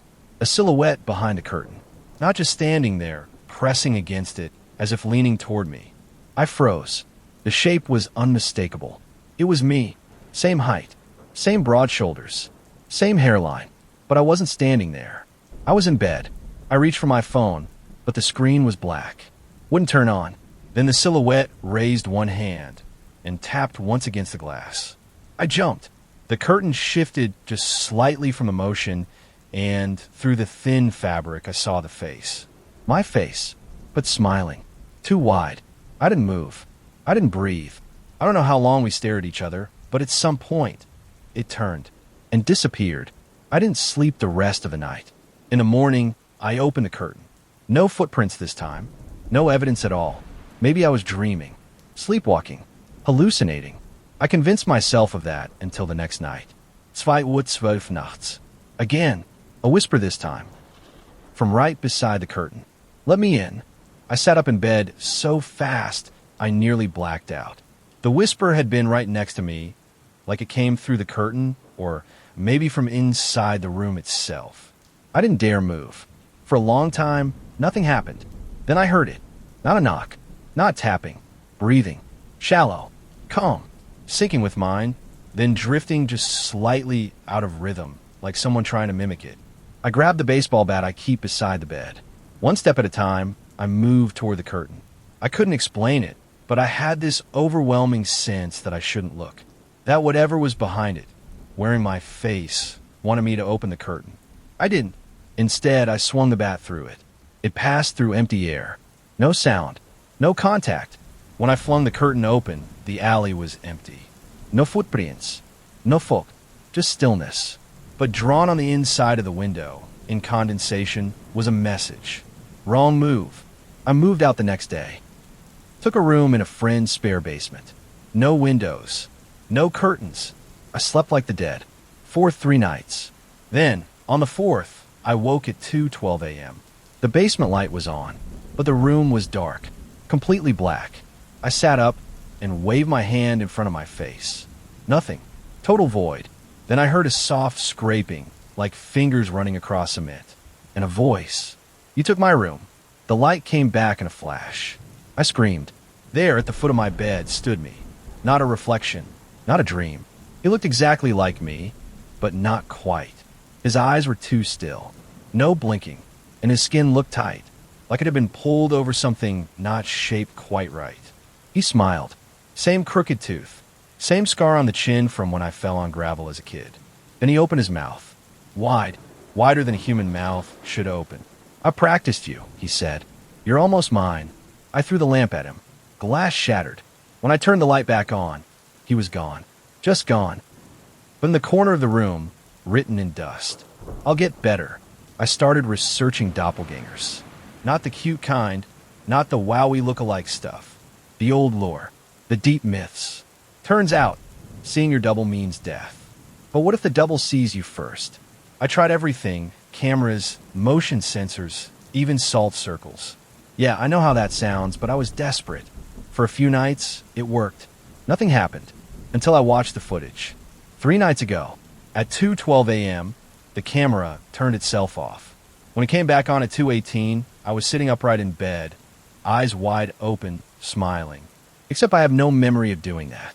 And when I looked closer, something was off. The clothes I was wearing in the video, I'd folded them and put them away earlier that night. Which means whoever was sitting there wasn't me. It was him. The other me. I scrubbed through the footage, frame by frame. In one single second, you can see it. His smile twitches too far. His neck stretches, just enough to show it's a mask. A mask of me. I moved again. Motel on the edge of town. Windowless room. Didn't matter. That night, the bathroom mirror cracked in a straight vertical line, as though sliced from the inside. No sound, just a thin, wet line down the middle. Next morning, I found a note on the pillow beside me. Folded once. Simple handwriting. I wear you better than you do. I stopped sleeping, but on the third night awake, I passed out. Couldn't help it. Just collapsed. And dreamed. In the dream, I was in a room full of mirrors, all facing inward. In every reflection, I was doing something different. One crying, one laughing, one clawing its own face. But in the center of them, all stood the other me. Not a reflection. Real. He turned to face me, and every mirror cracked. He stepped forward and whispered, "Almost time." I woke up screaming. The motel manager kicked me out. Said I'd been howling for an hour. Said I kept yelling, "Don't let him in. Problem is..." I never said that. I was asleep. I think he was using my mouth. And I think he's closer than ever. I stopped trusting mirrors. I mean, really. Have you ever stared at your reflection long enough to feel it blink wrong? To see the tiniest delay in movement? That's how it started. Just a fraction of a second. A smirk that lasted too long.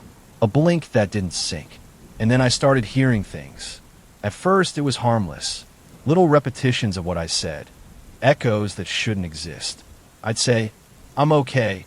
And a moment later, from the sink drain or the dark corner behind the door, I'd hear, "I am okay." Same tone, same voice, but twisted, like something imitating me through a cracked speaker. One night, I covered every mirror in the room with towels. Even unplugged the TV. I sat in the dark. Waited. 2:12 came. This time, the knock wasn't on a window. It was inside the closet. 3 soft knocks. Then a voice. "I'm cold in here." I didn't move. The door creaked open. In the sliver of moonlight, I saw an arm. Long, thinner than mine, but wearing my hoodie.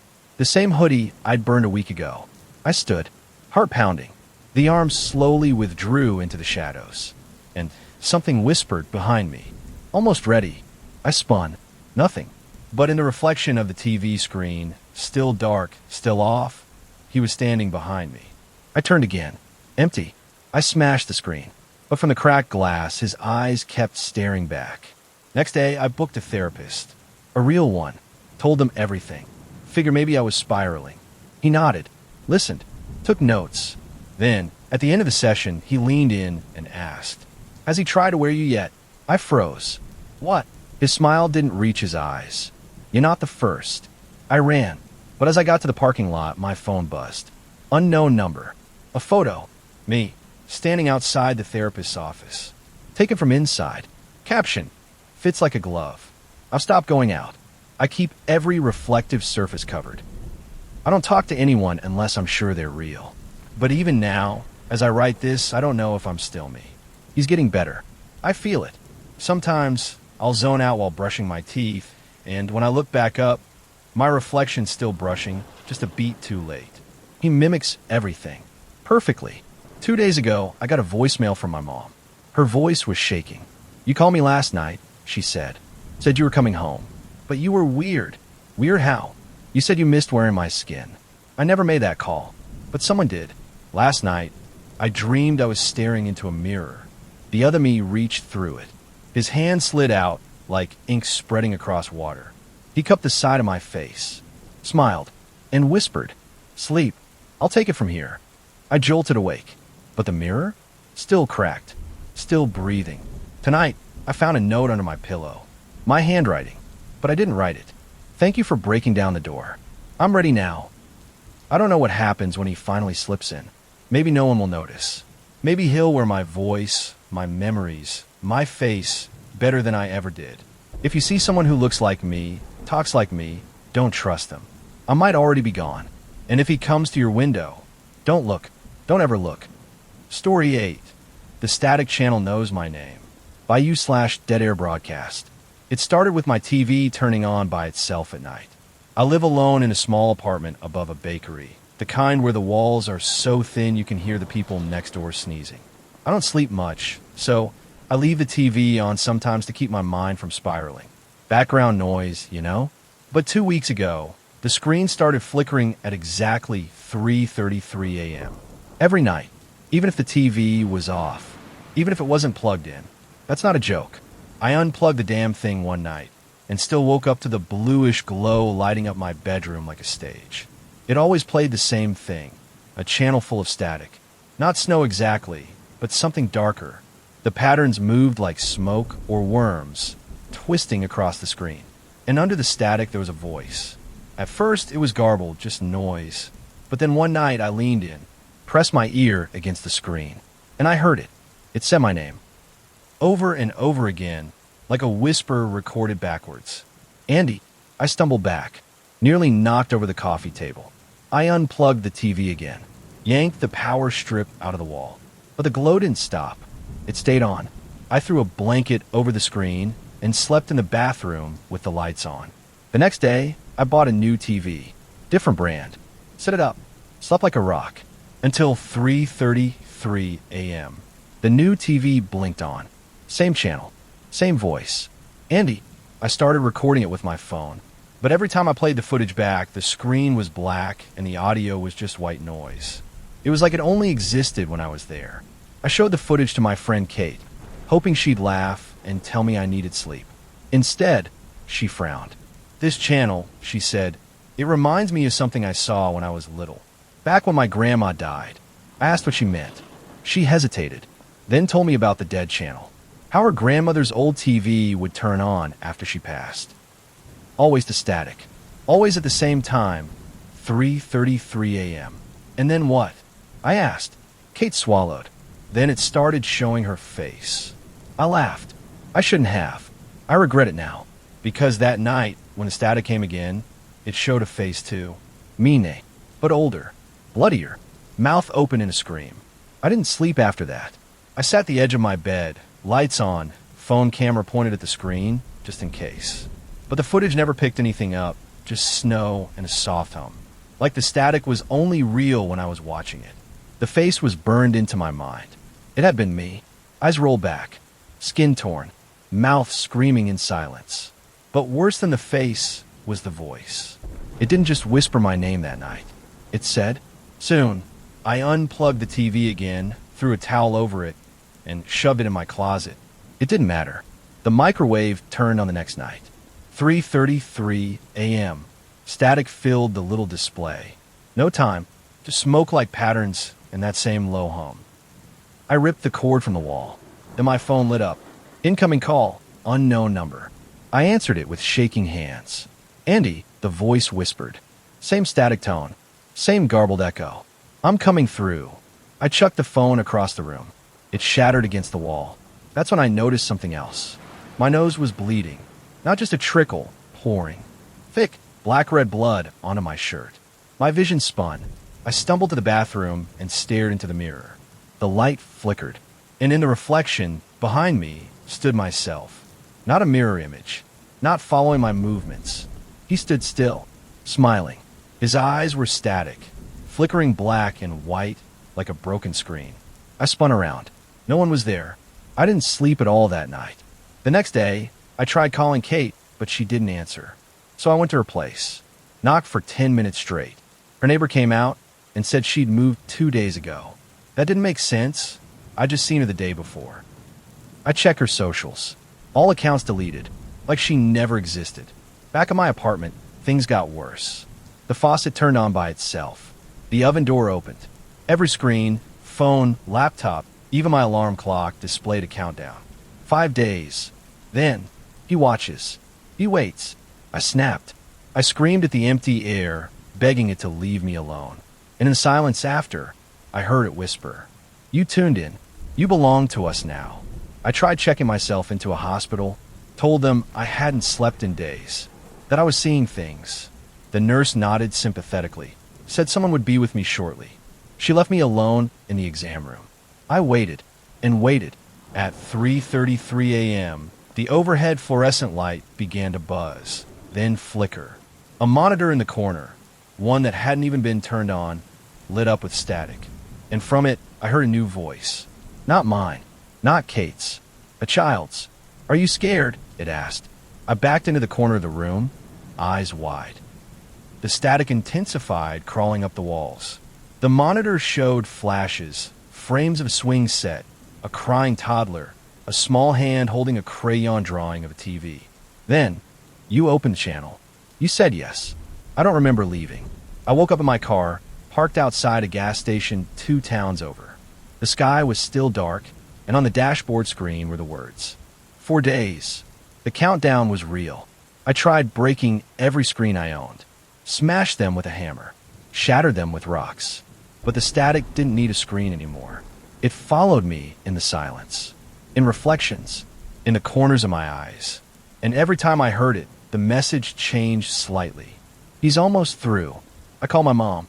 I hadn't spoken to her in years, not since the thing with my dad.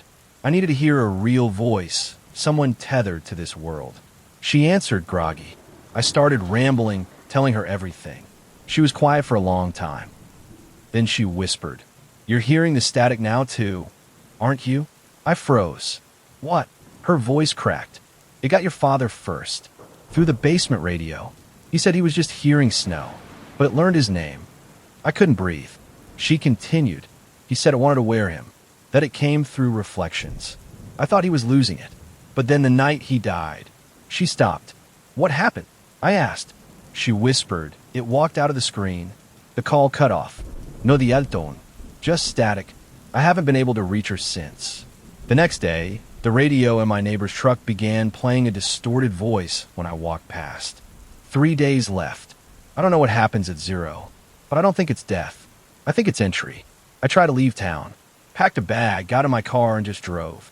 No GPS, no phone, just an old road atlas and the clothes on my back. But it followed me. The static doesn't need location. It's not radio waves. It's not a signal. It's like a presence. Once it knows you, it clings. I stopped at a rest area to pee. It was late afternoon. A few other cars. Felt normal for once. Until I walked into the bathroom and the motion sensor lights didn't turn on. Pitch black. Then I heard it, bare feet on tile. Slapping softly. Getting closer. I held my breath. A screen flickered on behind me. I didn't even realize the bathroom had one, tucked above the mirror. Static, and then a face. Not mine. Not exactly.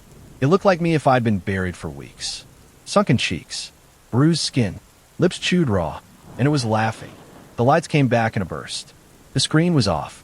The face was gone. But etched into the mirror in tiny, scratch-like grooves was a single word. Soon, I sprinted out of there, didn't stop driving until nightfall. Pulled into a seedy roadside motel. The kind where you pay in cash and don't ask questions. I requested a room without a TV. The guy at the front desk gave me a weird look but nodded. When I got inside, I checked everything. No TV, no computer, just a bed and a lamp. I thought maybe I'd finally bought myself some peace. Until I saw the microwave. Its display flashed. 2 days. I ripped it out of the wall and shoved it in the bathtub, then turned the water on. Didn't care if it shorted. Didn't care if I burned the place down. I curled up on the bed and tried to sleep. That's when the static started inside my head. A low hiss, like a distant radio. Not painful, but invasive. And then came the whisper, right behind my eyes. "You've seen too much to leave." I don't remember dreaming, but I woke up to my fingernails bloodied and my mattress shredded. There were numbers carved in my wall with a key. 1.5 days. The countdown isn't just digital. It's everywhere now. On license plates, billboards, newspaper headlines warped into cryptic warnings.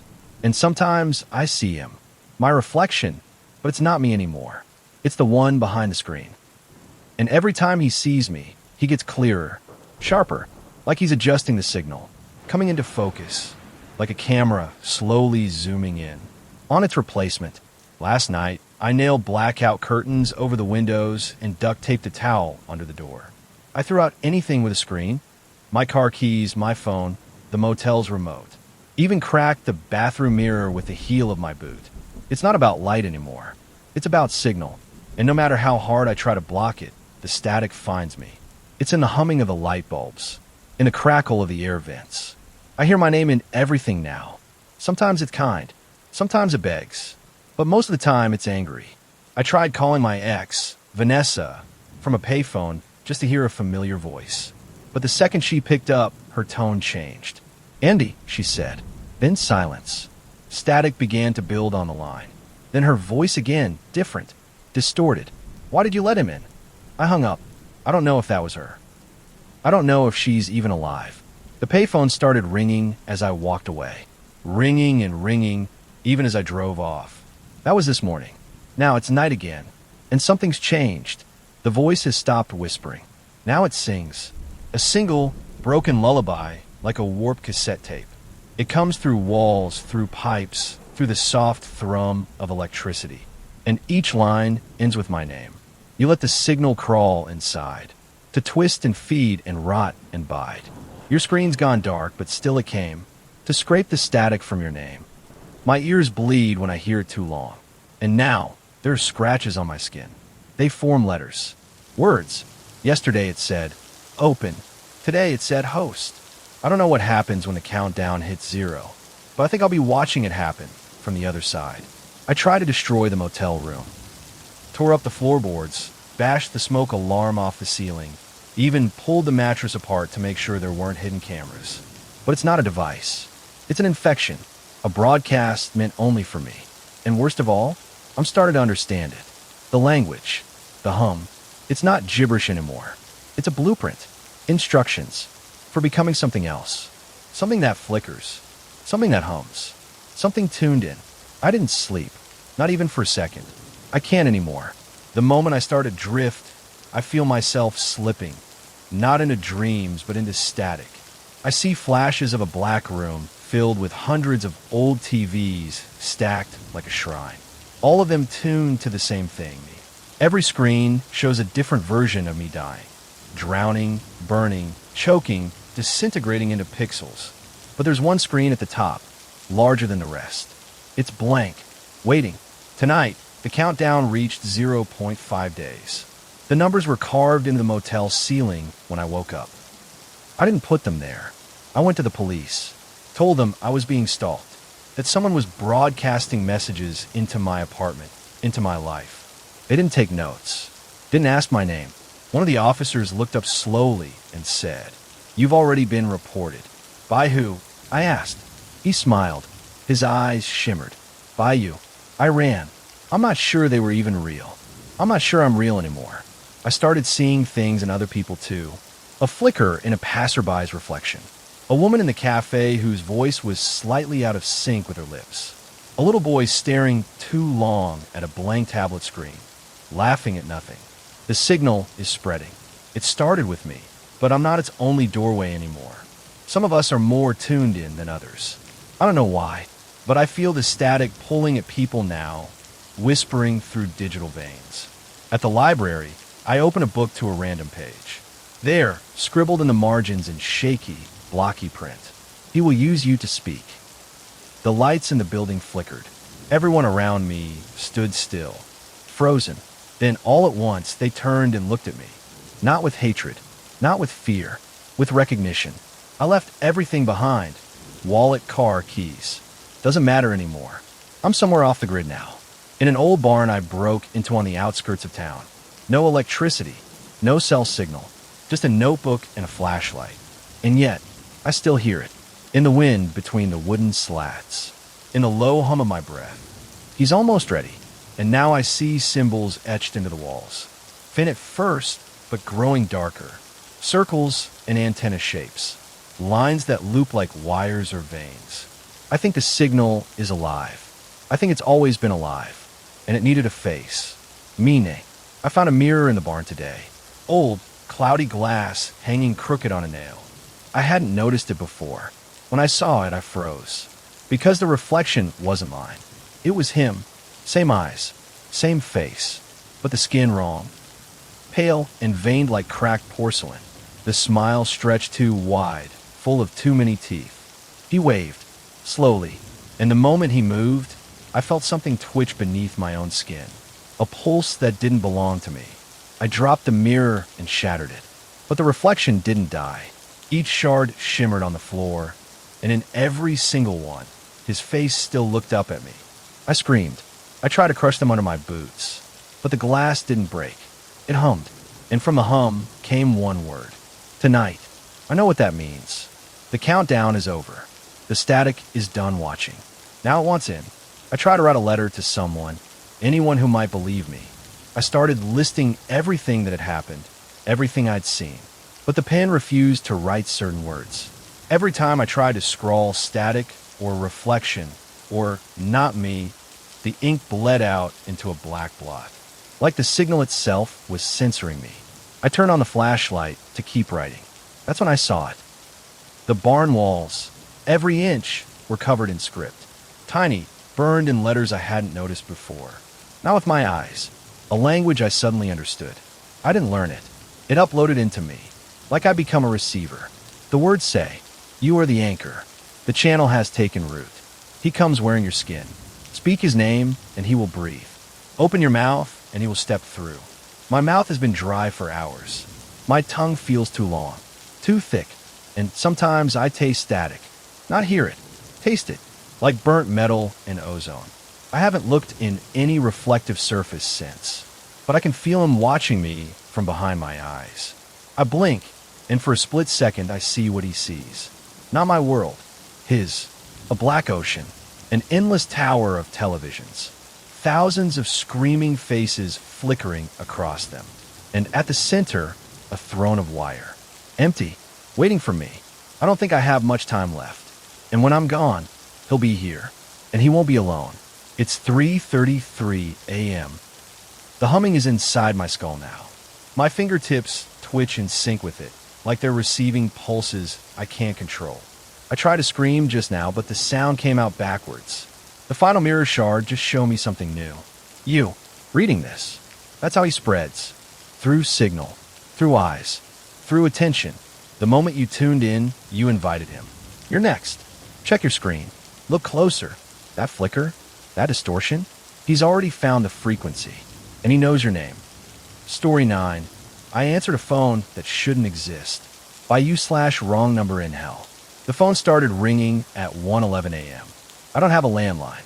I live alone in a one-bedroom apartment on the 10th floor. No roommates, no shared hallway phones. No vintage decor. So when I woke up to an old-school rotary phone ringing on my nightstand, something I've never owned, I should have screamed. But I didn't, because somehow, in the moment, it felt normal, like it had always been there.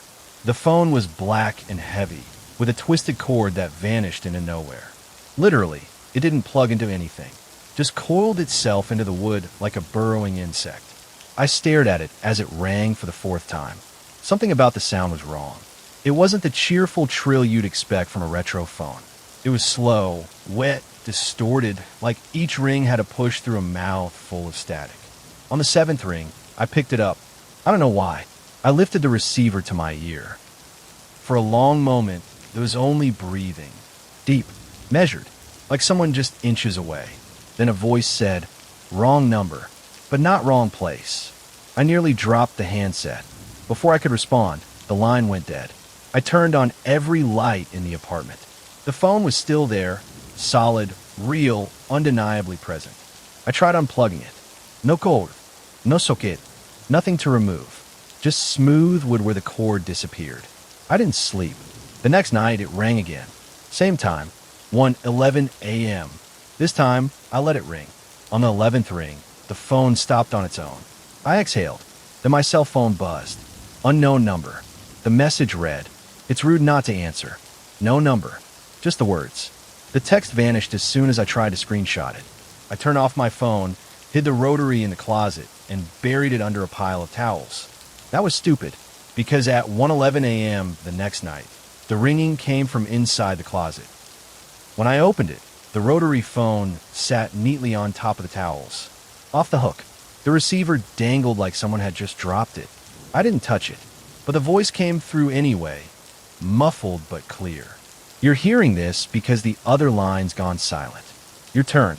Then the line clicked, a dial tone, and behind it, sobbing. I didn't sleep for the next 2 nights. I tried to leave my apartment, but every time 1:11 a.m. rolled around, I'd hear it. No matter where I was, friend's couch, hotel lobby, even inside my car in a parking garage, the ringing would start, and it would always be close. Once, it came from the glove compartment.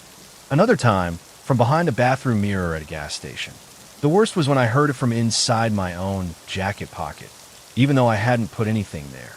The black rotary phone, heavy and ancient, just kept reappearing. I even tried to destroy it. Took a hammer to it. Watched the receiver crack. I felt relief for 2 whole minutes. Until I walked back into my bedroom, and there it was again, sitting perfectly upright on the nightstand. No cracks. No sign I'd ever touched it. And always ringing at 1:11 a.m. The 4th time I answered, the voice was different. Weaker. A whisper. It said they're all gone. We needed a new line. I asked, what are you talking about? Who's gone? No answer. Then, faintly in the background, I heard what sounded like hundreds of voices.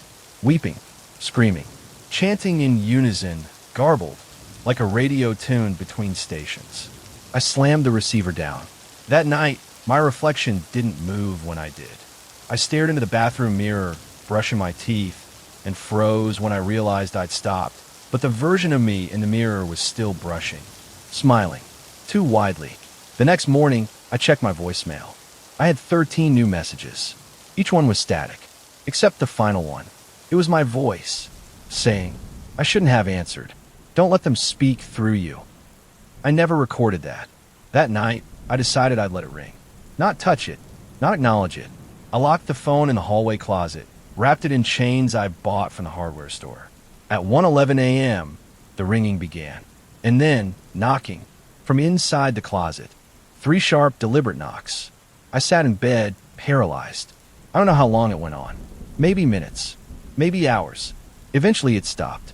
But when I woke the next morning, the closet door was open. Chains intact. Phone gone. Later that day, I noticed something strange on my arm. A small, perfectly circular scar right below my wrist. Like the kind you get from a phone corber. I went to the doctor to ask about the scar.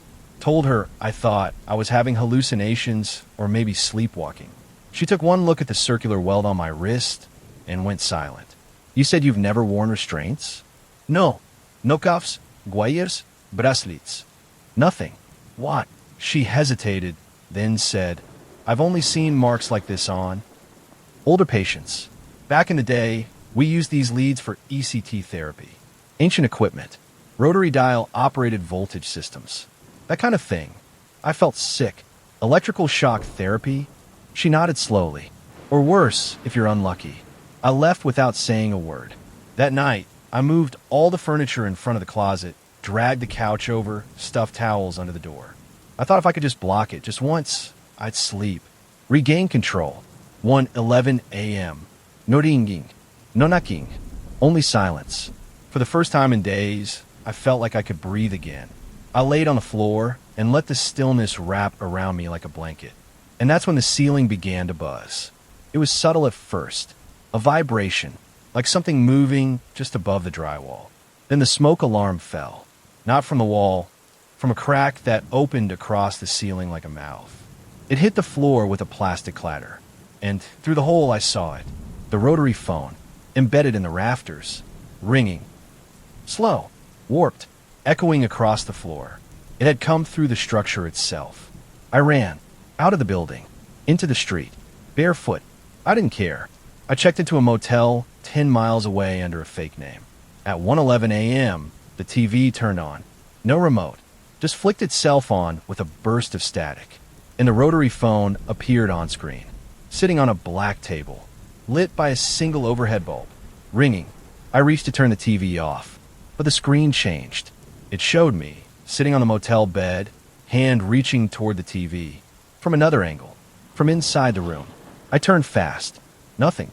But when I looked back at the screen, the phone on the table had stopped ringing. The receiver was lifted, and a whisper came through the TV speakers.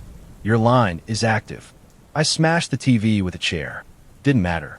When I stepped into the motel bathroom to vomit, there it was. The black rotary phone, balanced on the toilet tank. Receiver already off the hook. I didn't touch the phone. Not this time. I slammed the bathroom door shut and fled the motel in the middle of the night. I didn't check out. I didn't even grab my shoes. I just ran.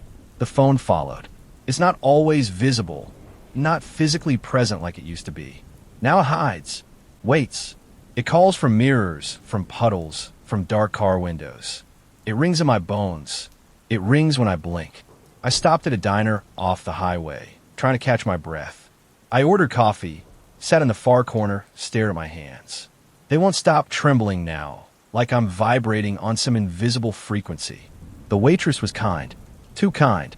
She poured my refill without asking and smiled, leaning close. Then she whispered, just loud enough for me to hear. "He's still on the line, you know." I froze. She stood upright, blinked like she'd blacked out, and walked away as if nothing happened. There was a napkin under my mug. It hadn't been there before. One word was scribbled on it in smeared red ink, or maybe something thicker. "Listen." I walked out without paying. Everywhere I go now, the phone finds a way. It rang through a guitar amp at a pawn shop. It hummed through the floor tiles of a church. It buzzed from the center of a sunflower in a roadside field, petals curling like twisted cords. I called my brother, told him I needed help. He picked up, thank God, but before I could say anything, he said, "You're not you anymore, are you?" Click. I stared at my phone for a long time after that. I'm scared to talk to anyone now. Not because I'm afraid of what they'll say, because I'm afraid of what I'll say. Sometimes my mouth moves without me. I caught my reflection whispering words I didn't recognize. Something like, long line, strong signal, poor host. Last night, I bit down on my own tongue until it bled, just to stop the whispering. The blood tasted like copper and static. I think I'm being rewired. The ringing is constant now, but not through phones. It's in the trees, in dogs' howls, in the glitch of a broken streetlight. The worst part? I'm starting to miss it when it's silent. The voice, the connection, like I'm a phone left off the hook too long, and something's about to answer me. I found a cabin in the woods. No power, no cell service. I hiked 6 miles off trail to get here. Brought canned food, water, and a backpack full of notebooks. No electronics, no meters, no lines to connect. I thought maybe, just maybe, I could break the signal. It worked at first. The first night, no ringing, no whispering, just the sound of wind through trees and my own shallow breaths. I let myself believe I was free, that I had escaped whatever this was. The second night, I dreamed, not normal dreams. I was inside a black hallway, walls covered in dials and switchboards, wires tangled like spiderwebs. Phones, hundreds of them, hung from a ceiling, their cords like nooses. They rang in perfect unison, and I answered. In the dream, my hand moved on its own. I picked up a receiver. On the other end was me, screaming, garbled by static, screaming at me, or maybe through me. When I woke, there was blood on the pillow. My left ear was bleeding. I didn't dream the third night, because I didn't sleep. The cabin was quiet until 1:11 a.m. Then the wood stove rang. It let out a high-pitched shriek, metal vibrating like a bell. I backed into the corner, heart racing. The voice came from inside the chimney. Operator standing by. I screamed. I lit the stove with kerosene, watched the flame roar up into the darkness, hoping it would burn the voice away. But as it roared, I heard laughter echo back down. Burning only strengthens the signal. I packed up and left at sunrise. Nowhere is safe. The connection is internal now. Every heartbeat is a dial tone. Every thought, a voice not entirely my own. I checked my arm again this morning. The scar below my wrist has grown. It looks like numbers now. Like the imprint of a phone number being stamped into my flesh one digit at a time. So far, I can make out 5 underscore underscore, 1 underscore 3, underscore underscore 66. Not enough to call, but enough to know it's coming. Whatever's trying to reach me, it's patient, but it's getting closer. I saw a child on the side of the road earlier, just standing there. Blonde hair, no shoes, arms hanging loose at his sides. I pulled over. "Are you okay?" I asked. He smiled without blinking, then said, "It's your turn to take the calls now," and walked into the forest. Didn't run, didn't even look back, just vanished. That night, I found another rotary phone. This one made of bone. Coiled vertebrae formed the cord. The dial was teeth. The numbers were etched into yellowed ivory. It rang once, then went silent. I didn't answer, but I think I heard someone else pick up. I left the cabin behind, walked for hours until I found a ranger station. I begged them for a ride back into town. Said I got lost, that I needed help, that I hadn't slept. They gave me food, water, called me cab. Everything felt normal, until I noticed something carved into the ranger's desk. It was faint, barely visible unless the light hit just right. Take the call. The driver didn't speak the whole ride, just nodded when I told him the address. Then, as we reached the edge of town, he said, "Your line's been very active." I didn't respond. He handed me a receipt as I got out. On the back, scrawled in a child's handwriting, "I can hear you breathing through it now." I ran to my apartment. I don't even remember unlocking the door. The place looked untouched. No phone on the nightstand. No sounds. But my TV was on. Black screen. No signal. And then, my face, staring into the camera. Pale. Hollow-eyed. I was wearing the same clothes I had on now. But the version on the screen raised his hand and waved. Then he spoke. "You never really hung up, you know." The screen cracked. No impact. No sound. Just a jagged, spidery fracture that spread across the glass on its own. From behind it, I heard the rotary's dial spinning. CHCHK. CHCHK. CHCHK. Click. Connection restored. I smashed the TV. Didn't matter. The crack spread across every surface in the apartment. Mirrors, glass, ceramic tiles, until the entire room looked like it had been dialed into. I packed only what I needed and fled again. Bus station. One-way ticket to anywhere. The bus was empty, except for one old woman in the back. She stared out the window the entire ride. As I passed her to find a seat, she whispered, "You should have left the receiver down." I turned. Her eyes were pure black, like burnout dials. I got off at the next stop. Didn't care where. I just ran until my lungs gave out. Now I'm staying in a shelter. No electronics allowed. No clocks. No wires. It's quiet here. Too quiet. And last night, I heard something new. Not ringing. Breathing. From the wall. Shallow. Rhythmic. Like someone was lying just on the other side, mouth pressed to the drywall. Listening. Waiting. Then a whisper. One ring left. I haven't spoken aloud in 3 days. I'm afraid of what might come out. The last time I tried to say hello to the guy in the bunk across from me, my voice came out wrong. Deeper. Metallic. A second later, I tasted smoke and ozone, and my nose bled a steady black-red drip. He hasn't looked at me since. I think he heard it too. The final ring happened last night. It didn't come from a phone. It came from inside my skull. A high, warbling pulse, like a finger dialing across bone and nerve. I fell to my knees. My teeth ached. My vision doubled. And then, connection. I didn't need a receiver anymore. The message came directly. "You have accepted your role as operator." I screamed, but no one heard. Not because I was silent, but because the shelter had emptied. I was alone. Every bed abandoned. Every door wide open. In the hallway mirror, I saw the rotary phone. Not reflected. Behind me. I turned, and there was nothing. But the mirror had changed. It no longer reflected my room. It showed a switchboard. Vast. Endless. Buzzing with lines. Figures hunched over desks, spooling cord from jaw to jaw. Each face was familiar. Each one was me. Multiplied. Twisted. Stretched across dimensions. One of them turned to the mirror and smiled. He held a receiver made of glass and whispered through cracked lips. "Time to patch you in." The mirror shattered. The shards didn't fall. They hovered midair, glitching, hanging in perfect alignment, as though gravity itself waited on hold. I ran, out of the shelter, into the street, and every window I passed showed my reflection answering the call. Now I'm here, in an abandoned storefront, writing this on stolen paper. One eye swollen shut, my mouth crusted with dried blood from whatever voice keeps trying to use it. I can hear them now, the other operators. They speak through power lines and electric hum, through the buzz of neon signs and the hush of background radiation. They're not people anymore. They're transmitters. And I'm next. There's one more thing. The number carved in my wrist? It's finished. 547, 193, 0666. I don't know what happens when it's dialed. but the air feels charged. And somewhere deep inside me, I feel a line waiting to be answered. It rang one last time. Not in my ear, not in the air, in the space between seconds. I didn't pick it up. I didn't have to, because I was already holding it. My fingers curled, unknowingly, around a shape that wasn't there moments before. Cold. Heavy.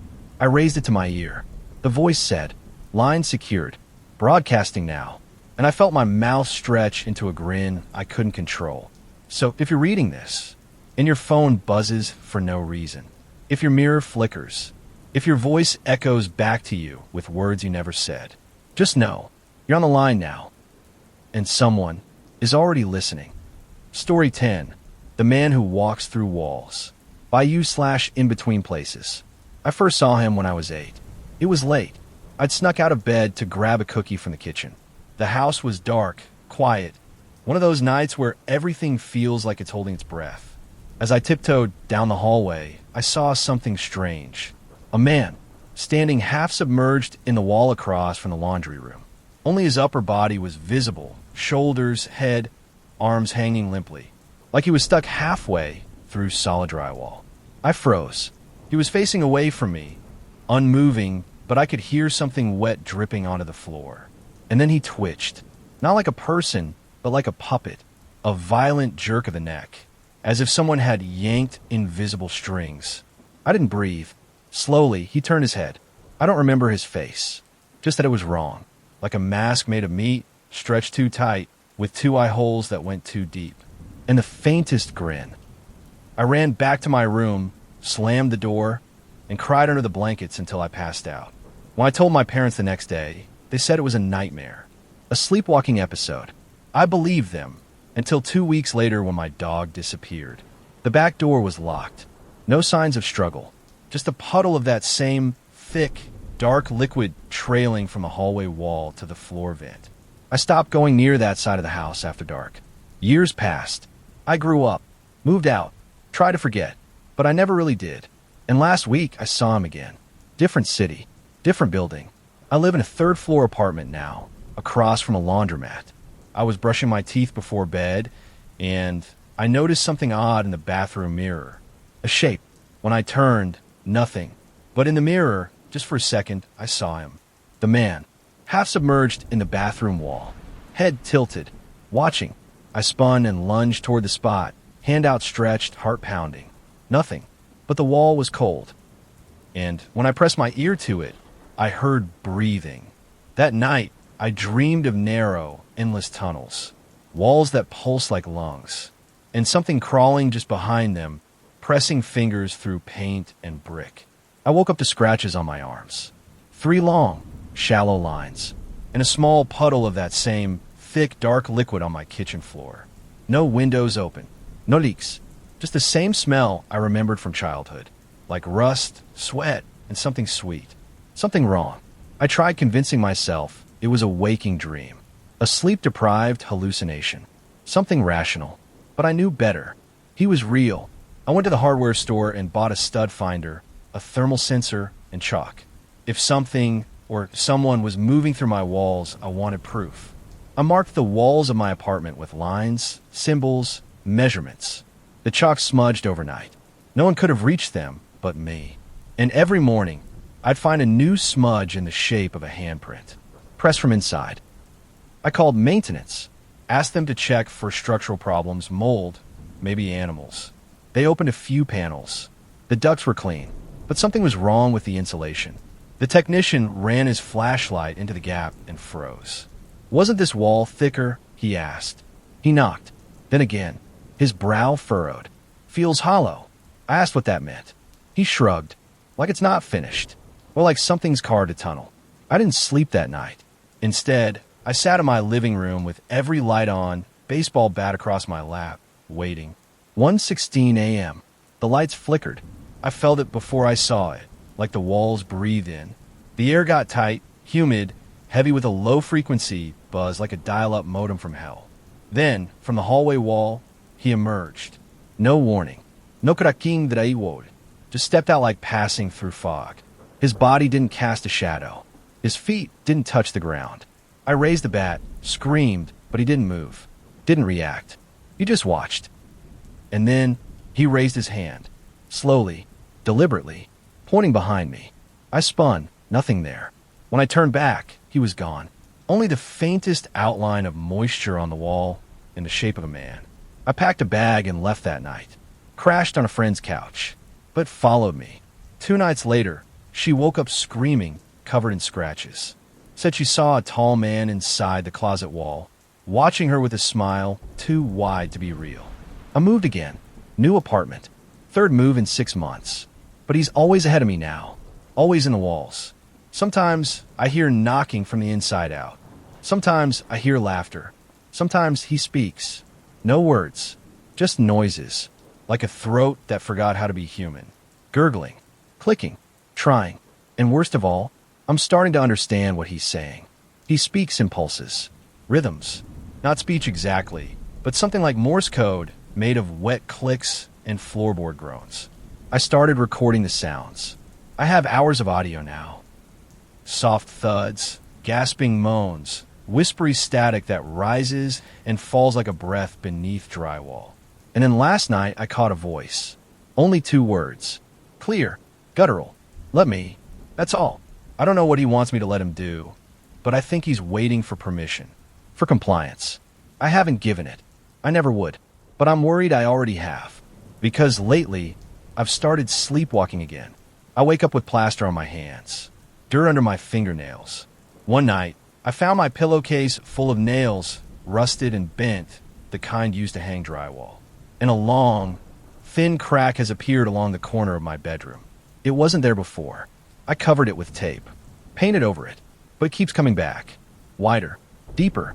The maintenance guy says the structure's fine.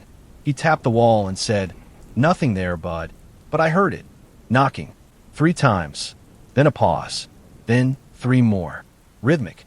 Intentional. I checked online forums, urban legends, ghost hunters, Reddit threads. I found a post from someone 2 states over describing something similar. He's not a ghost, it said. He's a leftover, a body that slipped between walls and forgot how to die. Don't let him finish crawling through. That was the end of the post. Account deleted. I haven't seen his full body again, not since the night in the apartment, but I see pieces now.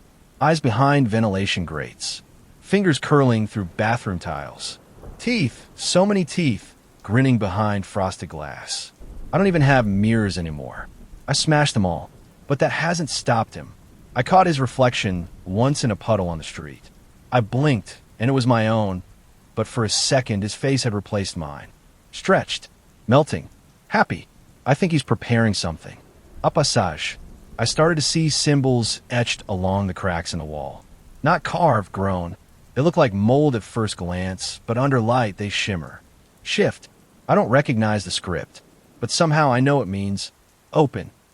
It's a command, and my walls are listening. I hired a contractor. Told him I wanted the walls torn out. Said I was remodeling. Didn't care what it cost. I just needed those walls gone. He showed up the next morning. Nice guy. Name was Marcus. Said he'd seen all kinds of weird insulation issues, but assured me it'd be fine.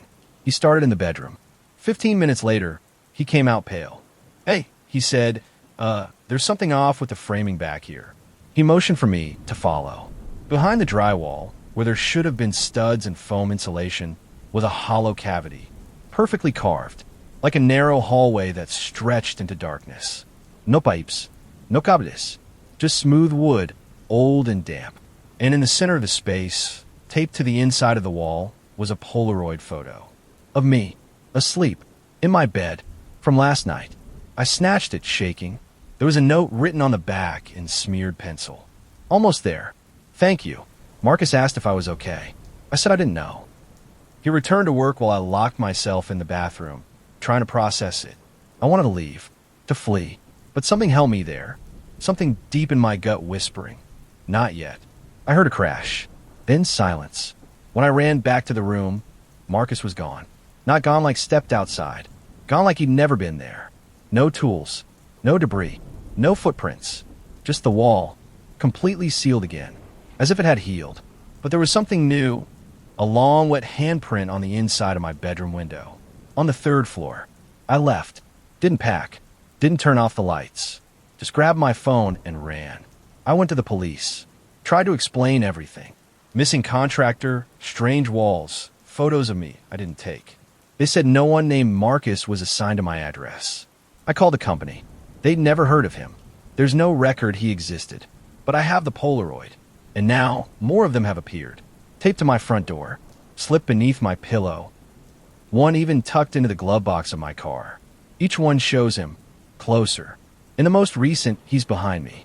Half visible in the wall, just smiling. The message on the back read, "You're almost ready. I haven't left my apartment in 3 days. I'm afraid to go outside. Afraid to open the door. Because last night I woke up to a new sound. Not knocking. Not breathing. Not the gurgling or clicking. But scraping. Like something dragging claws along the walls. It started in the living room and moved slowly, floor to floor, wall to wall. Like he was tracing a path. I lay frozen, clutching the bed sheets. Then, the ceiling above me cracked. Not like paint or plaster. Like bone, cracking and splitting. I grabbed my phone, intending to call 911. No signal. I turned on the flashlight and saw them.